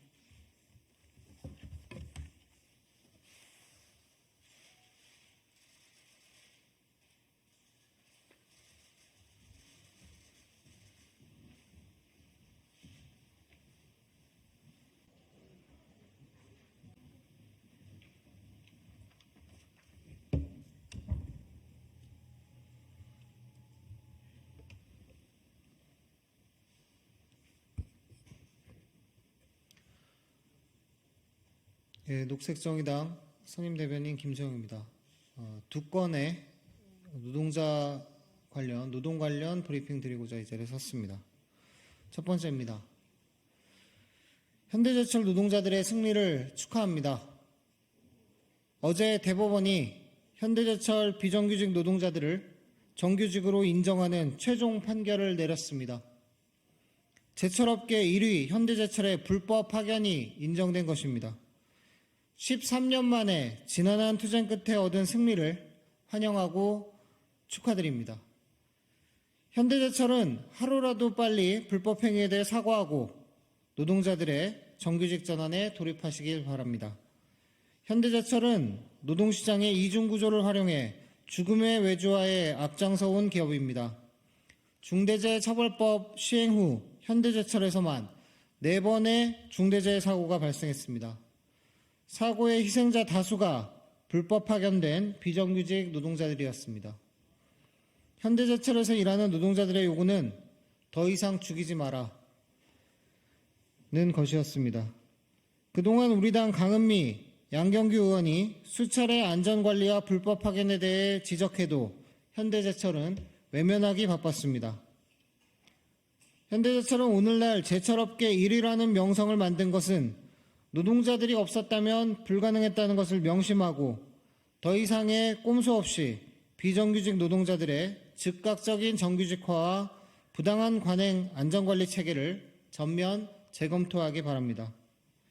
현대제철뿐만 아니라 노동시장의 이중구조를 활용해 죽음의 외주화를 멈추지 않고 있는 기업들 또한 이번 판결을 무겁게 받아들여야 할 것입니다.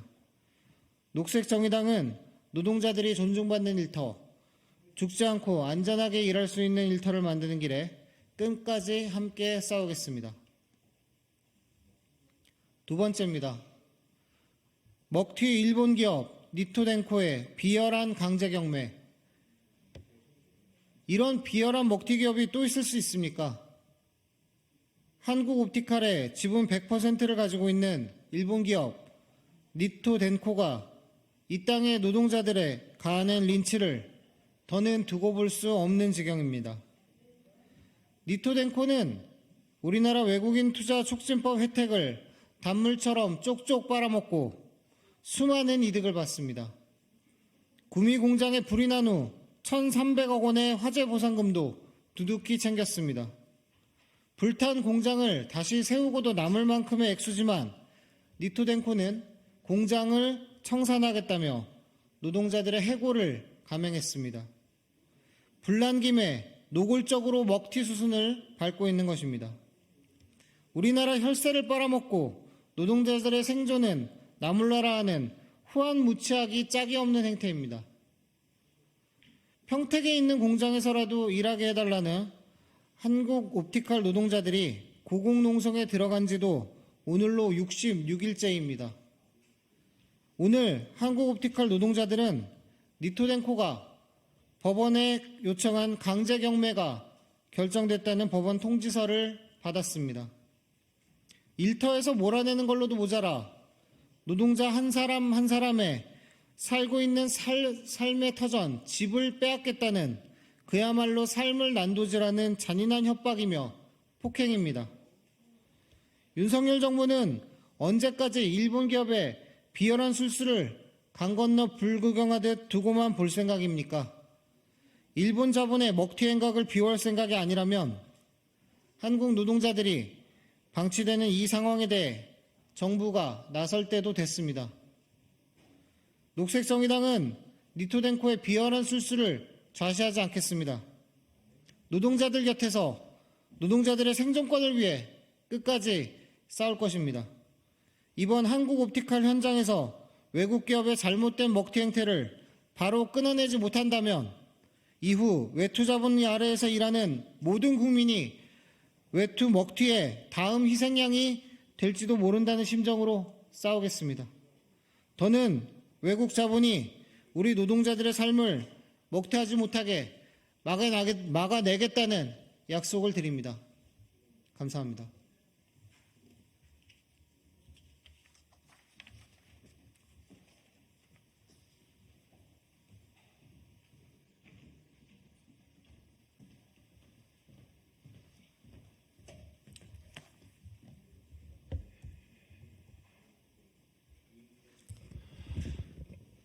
네, 녹색정의당 부대변인 이세동입니다. 도태우 후보 관련된 브리핑과 정봉주 후보 관련된 브리핑 두 가지 진행하겠습니다. 국민의힘이 5.18 망언 그리고 일배 논란 도태우 후보의 공천을 유지하기로 했습니다. 국민 눈높이에 맞게 면밀히 재검토하겠다라던 한동훈 국민의힘 비대위원장의 말이 무색해집니다. 정상적인 정당이라면 사퇴를 해도 수십 번은 사퇴했어야 마땅한 후보에게 사명권을 쥐어주는 게 국민 눈높이라니 이 정도면 국민 비하입니다.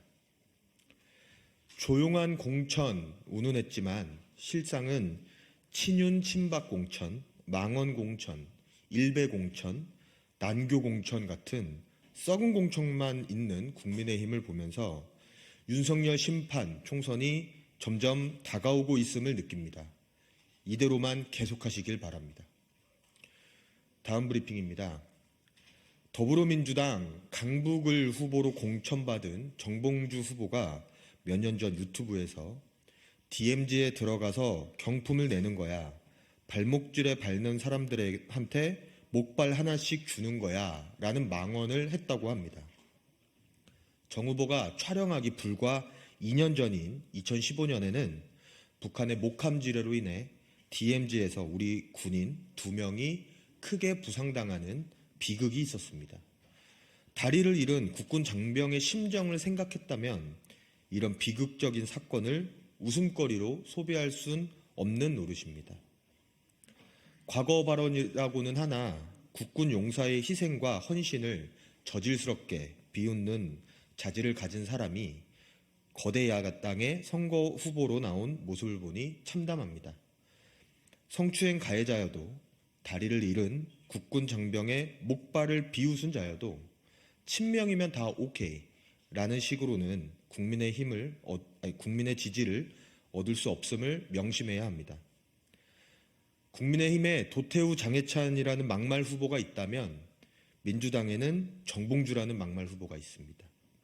세 후보 모두 공당의 후보 자격이 없습니다. 공당으로서의 격을 되찾고 싶다면 지금이라도 정봉주 후보 공천을 재고하십시오. 이상입니다.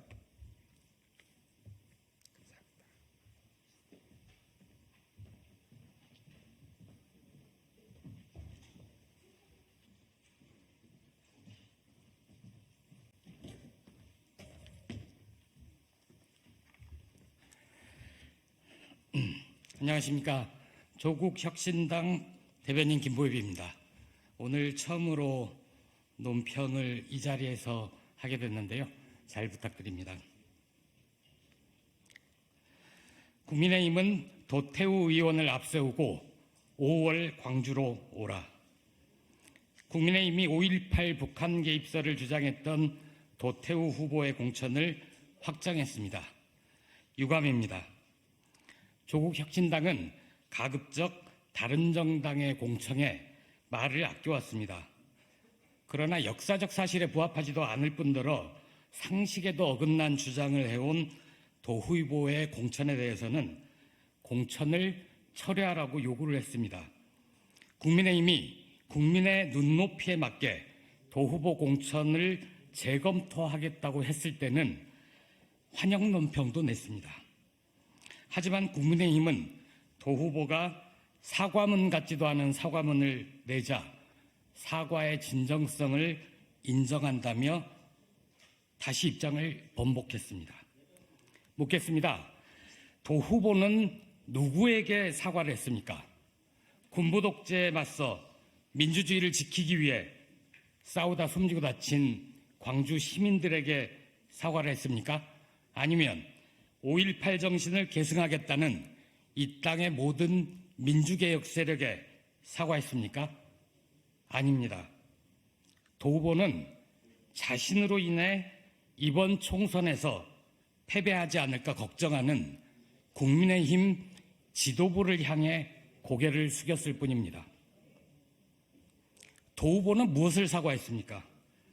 그는 5.18은 자유민주화적 요소가 있지만 북한 개입 여부가 문제된다는 것이 상식이라고 주장했습니다. 이번 사과문 어디에도 북한 개입설 주장에 대한 잘못을 인정하는 대목은 없습니다. 역사적 사실과 상식에 반한 주장으로 가슴을 후벼 파인 듯한 고통과 분노를 느낀 분들을 향해서는 사과 한마디가 없습니다. 그런데도 국민의힘은 도대체 그 사과문 어디에서 진정성을 느낀 겁니까? 1980년으로부터 40여 년이 흘렀지만 광주에는 여전히 찬란한 5월에도 무거운 공기가 감돕니다. 국민의힘 지지세가 강한 대구에서 공천을 받은 도 후보는 이변이 없는 한 22대 국회에서 국민의 대표자가 될 것입니다. 국민의힘은 돌아오는 5월에 도의원을 앞세우고 광주를 방문하시길 바랍니다. 5.18 민주화운동 기념식에 참석하고 국립 5.18 민주묘지에도 참배하길 권합니다. 그리고 조국 혁신당이 22대 국회에 5.18 정신 계승이 오롯이 담긴 헌법 개정안을 제출할 때 부디 반대하지 말고 찬성표를 던져서 가결시켜 주시기를 기대합니다. 이상입니다. 고맙습니다.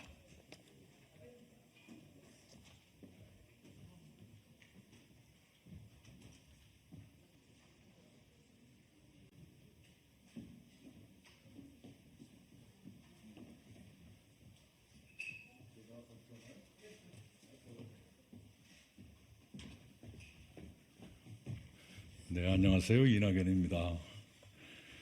기자 여러분께는 이미 릴리스가 되어 있습니까? 예, 여러분이 받으신 발표 자료를 읽어드리겠습니다. 새로운 미래를 연 사회개혁 첫 단계로 미래 세대를 위한 국민연금 개혁에 대해서 말씀드리겠습니다. 저희 새로운 미래는 국민연금이 보편적 노후 보장의 기본선이 되도록 하기 위해서 사각지대를 해소하고 재정적 지속 가능성을 높이는 근본적 개혁을 추진하겠습니다. 선진복지국가들은 연금 재정의 지속 가능성을 높이기 위해 재정 안전화 개혁을 꾸준히 진행해 온 데 비해 우리나라는 세계에서 고령화 속도가 가장 빠른데도 소득 대체율에 비해 보험료율이 터무니없이 낮은 상황을 오랫동안 방치해 왔습니다. 연금 개혁이 지연될수록 미래의 재정 불안정이 더욱 커지기 때문에 국민연금의 지속 가능성을 위한 개혁의 강도는 더 강해져야 하고 그만큼 고통과 실행 부담이 커질 수밖에 없습니다. 지금 당장 미래 세대와 연금 약자의 눈으로 연금을 개혁해야 합니다. 새로운 미래는 미래 세대에게 부담을 떠넘기지 않겠습니다. 현재 국민연금 재정 상태를 그대로 방치하게 되면 급속한 고령화로 인해 청년과 미래 세대가 과도한 노년 부양 부담을 짊어지게 됩니다. 이것은 결국 30%대의 높은 보험료율로 나타나게 될 것입니다. 그렇기 때문에 5년 주기의 연속 개혁을 통해 추계기간 내 기금 소진을 방지함으로써 세대별로 책임지는 보험료율 수준이 최대 20%가 넘지 않도록 연금 재정을 관리해야 합니다. 국민연금 재정계산위원회의 필요 보험료율 계산을 보면 2093년의 국민연금 적립배율 1배를 확보하기 위해서는 2025년 17.86%로 일시 인상해야 한다는 계산이 나옵니다. 일시의 17.86%의 인상은 현실적이지 않습니다. 그렇다고 해서 미래 세대에게 국민연금을 부담으로 떠넘길 수는 없습니다. 점진적 보험료율 인상과 수급 개시 연령의 조정이 필요합니다. 현 세대의 책임을 키워 국민연금의 재정 안정성을 높여야 합니다. 국민의 경제적 여건과 국민 정서를 고려해서 국민연금 공론화위원회에서 보험료율 12% 인상, 소득 대체율 50% 인상 안과 보험료율 13% 인상안이 제시된 것으로 보입니다. 1998년 이후 지금까지 오랫동안 보험료율이 9%로 고정돼 왔던 것을 생각하면 이것 또한 연금 개혁을 첫 발을 뗀 것으로 의미 있는 진전이라고 생각됩니다. 그러나 국민연금은 일회성 개혁이 아니라 연속 개혁이 필요합니다. 보험료율뿐만 아니라 의무 납부 연령이나 수급 개시 연령 또한 기대 여명이 길어지는 것에 맞춰 지속적인 상향 노력을 해야 합니다. 새로운 미래는 9%인 국민연금의 보험료율을 향후 10년 동안 15%까지 인상하고 연금 수급 개시 연령을 2033년 65세에서 이후 5년마다 한 살씩 높여 2048년까지 68세로 상향하는 안을 제시합니다. 이 새로운 미래 안으로 개혁할 경우 기금 소진 예상 연도는 2091년으로 늘어납니다. 국민연금 공론화위원회의 1안과 2안의 기금 소진 예상 연도가 2062년, 2063년인 것과 비교하면 훨씬 더 재정 안정성이 강화됩니다. 연기금의 투자 수익률을 기본 가정인 0.45%보다 0.5%포인트 이상으로 높여 연금 재정의 장기적 안정을 확보함으로써 장차 연금 재정 고갈로 인해 국민연금을 받지 못할 수도 있다는 젊은 세대의 우려를 불식시키도록 하겠습니다. 새로운 미래는 국민연금의 사각지대를 해소하겠습니다. 2022년 기준으로 국민연금 전체 가입자 2,199만 7천 명 중 납부 예외자가 306만 4천 명이고 13개월 이상 장기 체납자는 88만 2천 명이었습니다. 가입자의 약 18%가량이 연금 사각지대에 놓여 있습니다. 국민연금은 최소 가입기간 10년을 충족해야 노령연금을 받을 수 있는데 납부 예외자나 장기 체납자로 분류된 기간은 가입기간에서 제외됩니다. 1인 사업자가 휴폐업이나 저소득 등으로 인해 보험료를 내지 못하면 이후 연금 수급에 차질이 빚어질 가능성이 높아집니다. 현행 국민연금 보험료 지원 사업은 두루누리 사업, 농업인 연금 보험료 국고보조가 있지만 근로자나 농업인만 대상으로 하고 있어서 1인 소상공인을 포함한 자영업자는 지원 대상에서 배제되고 있습니다. 기준소득 월액의 9%를 사용자와 나누어 부담하는 사업장 가입자와 달리 자영업자 같은 지역 가입자는 9% 모두를 본인이 부담하고 있음에도 연금보험료 지원사업의 혜택을 받지 못하고 있습니다. 새로운 미래는 자영업자와 납부 예외자에게 연금보험료를 지원하는 방식으로 두리누리 사업을 확대해 국민연금 사각지대를 줄여나가겠습니다. 신규 가입한 자영업자도 법령에 정한 요건을 충족하면 연금보험료의 80%를 3년간 지원하도록 하겠습니다. 사각지대 해소뿐만 아니라 출산율 제고 목적에도 부합하도록 출산 크레딧을 개선하겠습니다. 국민연금의 현행 출산 크레딧 제도는 둘째를 낳으면 12개월, 셋째 이상 출산부터는 18개월씩을 추가로 인정하되 50개월을 한도로 정해놓고 있습니다. 우리나라는 첫째 자녀 출산으로 발생한 경력 공백 기간에 대해 연금 가입 기간을 추가로 인정하지 않는 유일한 OECD 회원국입니다. OECD 국가들은 자녀 1인당 최소 2년의 추가 가입 기간을 인정하는데 독일은 3년, 스웨덴은 4년입니다. 양육 크레딧 도입에 대한 요구가 나오는 이유가 여기 있습니다. 새로운 미래는 첫째 자녀 출산부터 출산 크레딧을 적용하는 것에 더해서 양육의 손길이 가장 필요한 시기를 고려해 국민연금 양육 크레딧을 보탠 부모연금을 도입하겠습니다. 둘째 아이부터 적용되었던 출산 크레딧을 첫째 아이부터 적용한 출산 크레딧 12개월에 양육 크레딧 36개월을 확대한 부모연금을 도입해 출산과 양육으로 인한 경력 공백 4년을 메워드리겠습니다.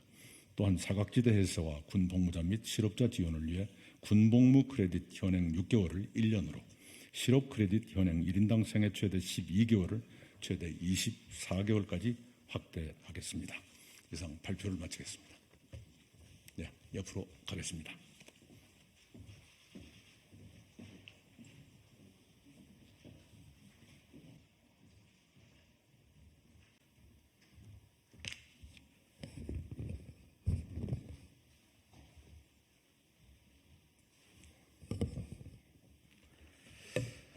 안녕하십니까. 더불어민주당 광주광역시당 위원장 국회의원 이병훈입니다.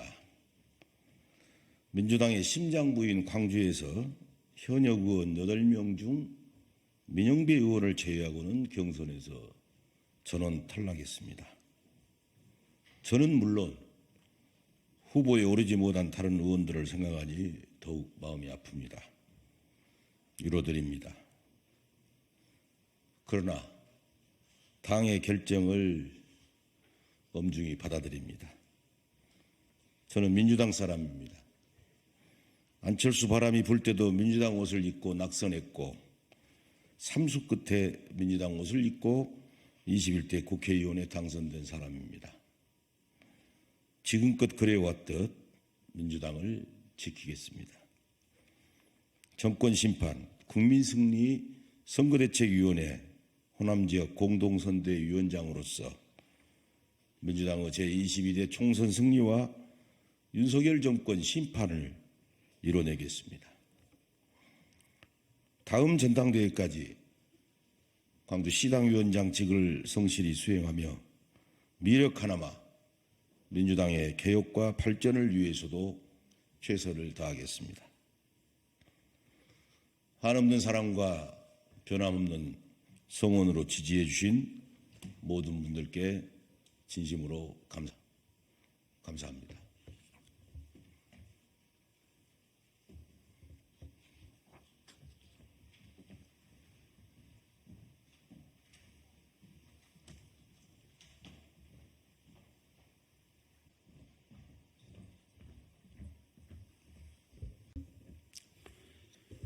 민주당 수석대변인 권칠승입니다. 브리핑 한 건을 하겠습니다. 대통령이 피의자를 빼돌렸는데 한동훈 위원장은 모른다고 잡아댑니까? 국민의힘 한동훈 위원장이 이종섭 도주대사 임명 파문에 대해 제가 사안을 잘 모르니까 말씀드릴 부분은 아니다라며 모르쇠로 일관했습니다. 김건희 여사 명품백 의혹도 그렇고 한동훈 위원장은 할 말 없으면 모르쇠입니까? 과거 사법 시스템이 정지되는 선례가 만들어지면 안 된다라 말했던 것은 한동훈 위원장 아닙니까? 헌정사상 유례를 찾기 힘든 선례를 대통령이 만들었는데 법무부 장관 출신의 한동훈 위원장이 모른다고 답변을 거부하는 것은 비겁합니다. 호주 공영방송이 이종섭 도주대사의 입국을 보도하고 호주 교민들이 호주가 도피처냐라며 반발하고 있는 실정입니다. 그런데도 모른다는 궤변으로 피의자 빼돌린 대통령을 방탄하는 여당 대표의 태도에 기가 막히고 코도 막힐 지경입니다. 책임 있는 여당이라면 국민의 물음에 답하는 것이 도리입니다. 이번 도주대사에 대한 국민의힘 입장은 무엇입니까? 핵심 피의자의 도피가 맞습니까? 아니면 정당한 출국입니까? 이종섭 전 장관이 최상병 사망 사건의 재검토를 직접 명령했고 그 과정에서 신범철 당시 차관이 재검토를 거부한 조사본부 관계자에게 장관이 명령하면 재검토할 수 있냐라고 말한 증언이 나왔습니다. 대통령실과 여당이 아무리 못 본 척해도 수사 외압은 이제 부정할 수 없는 사실이며 이종섭 특검은 피할 수 없는 필수 특검이 됐습니다. 한동훈 위원장은 책임 있는 여당의 대표라면 도주 대사 논란에 대해 국민 앞에서 분명한 입장을 밝히고 국민의 평가를 받으십시오. 이상입니다.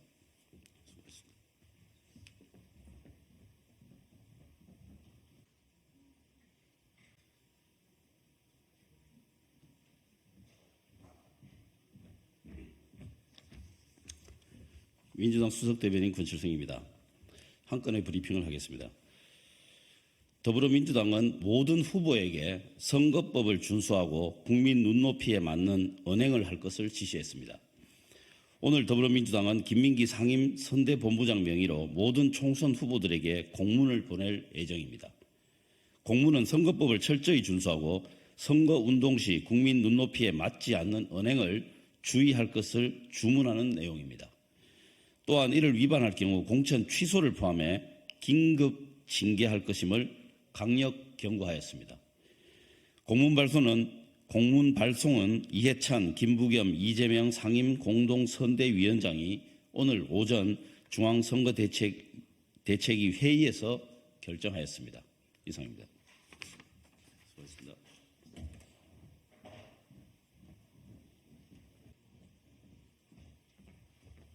안녕하세요. 민주당 대변인 강선우입니다. 오전에 서명으로 브리핑 냈던 거 싱크하도록 하겠습니다.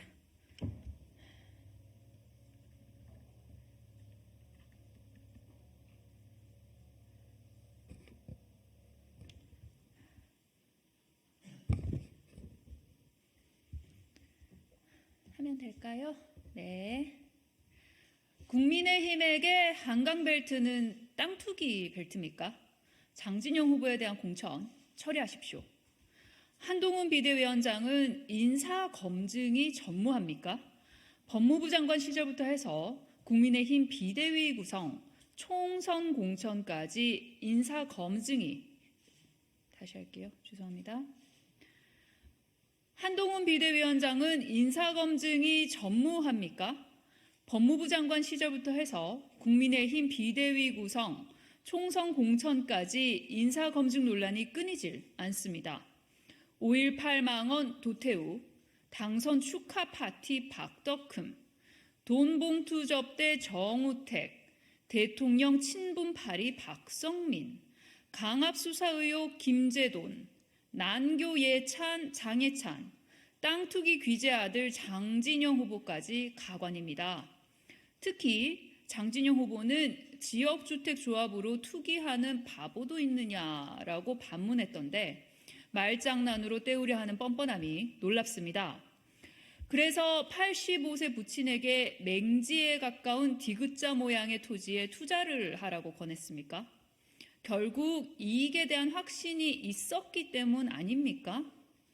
1년 반 만에 7억 원 상당의 시세 차익이 발생했습니다. 많이 양보해서 장진영 후보의 주장을 수용하더라도 1억 원의 이익을 얻었습니다. 1억 원은 푼돈입니까? 그 위험하고 복잡한 지주택 사업으로 억대의 이익을 얻었다면 바보가 아니라 투기의 귀재입니다. 당협위원장은 공직자도 아니다라는 변명 역시 뻔뻔합니다.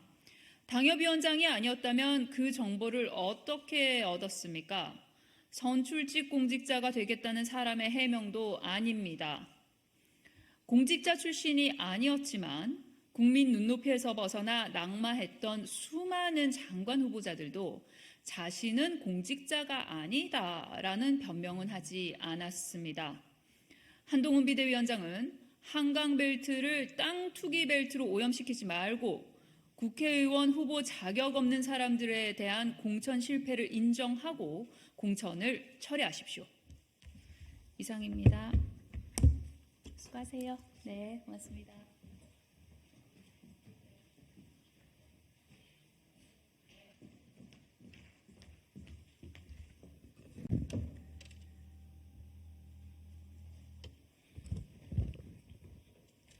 해도 될까요? 안녕하십니까. 국민의힘 상근부대변인 신주호입니다. 오늘 그 정봉주 민주당 서울 강북을 후보 막말과 관련한 논평 브리핑 시작하겠습니다.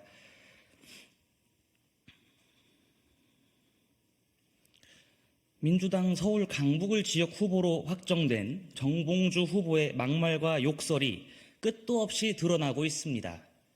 비교적 최근인 지난 1월 4일 정 후보는 한 유튜브에 나와 국민을 벌레로 표현했습니다.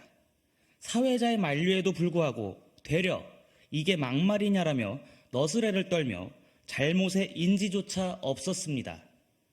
국민의 대표가 되겠다는 분이 어떻게 국민을, 유권자를 벌레로 칭할 수 있단 말입니까? 과거 안철수 의원을 향해서도 입에 담기조차 민망한 욕설과 저주를 퍼부었습니다. 지위고하를 막론하지 않으며 심지어 불교 신도들을 향해서도 서슬퍼런 모습으로 욕설을 한 것도 모자라 내 얼굴 쳐다본 인간들 각오하라는 식의 겁박도 서슴지 않았습니다.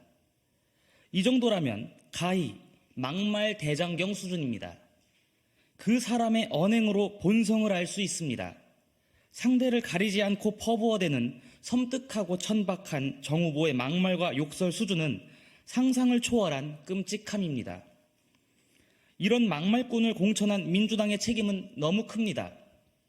간단한 검색만으로도 정 후보의 천박한 언행을 찾을 수 있었을 텐데 친명이라는 이유로 공천권까지 지어준 것입니까? 아니면 이 대표의 막말과 욕설의 전례로 막말꾼을 도저히 거를 수 없었던 것입니까? 민주당은 부실 검증은 물론 막말꾼을 공천한 책임에 대해 국민께 정중히 사과하십시오. 국민을 기만하고 겁박하며 거리낌 없이 욕설을 구사하는 사람이 국민의 대표가 되어서는 안 됩니다. 정 후보는 즉각 후보직을 내려놓고 자신이 내뱉은 말로 상처받은 국민께 먼저 사과하십시오. 국민에 대한 최소한의 예의입니다. 감사합니다.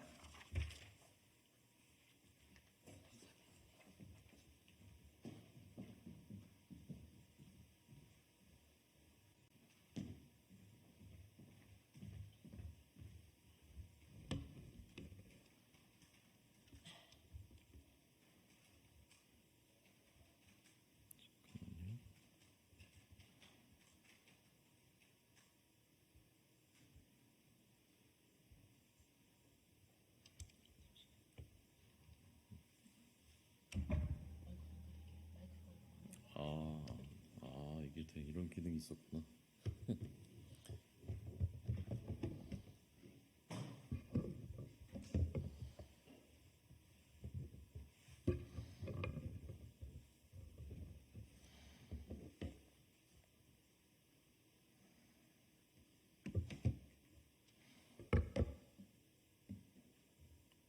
이렇게 세워도 됩니까?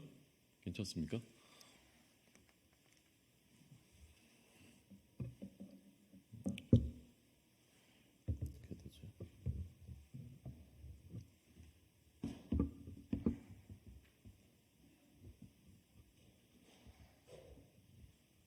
되격이네.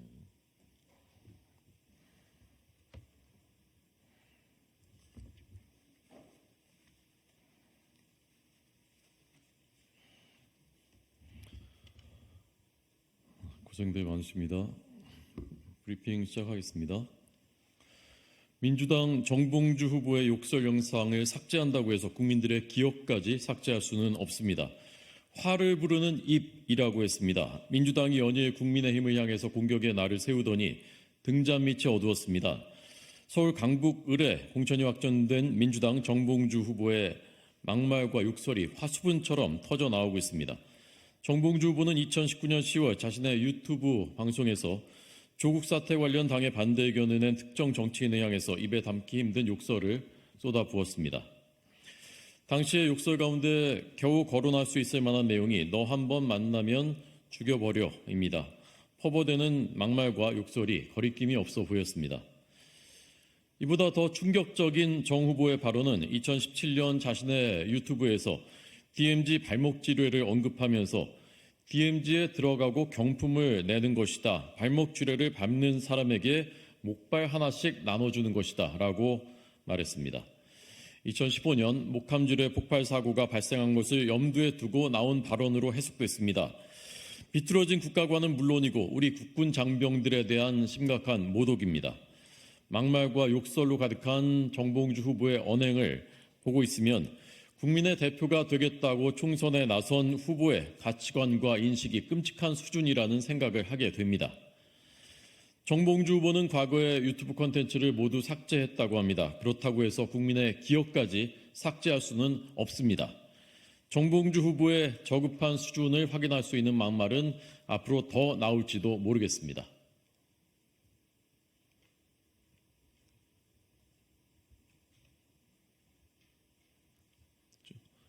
수고하셨습니다. 수고들 하십시오. 고생하셨습니다.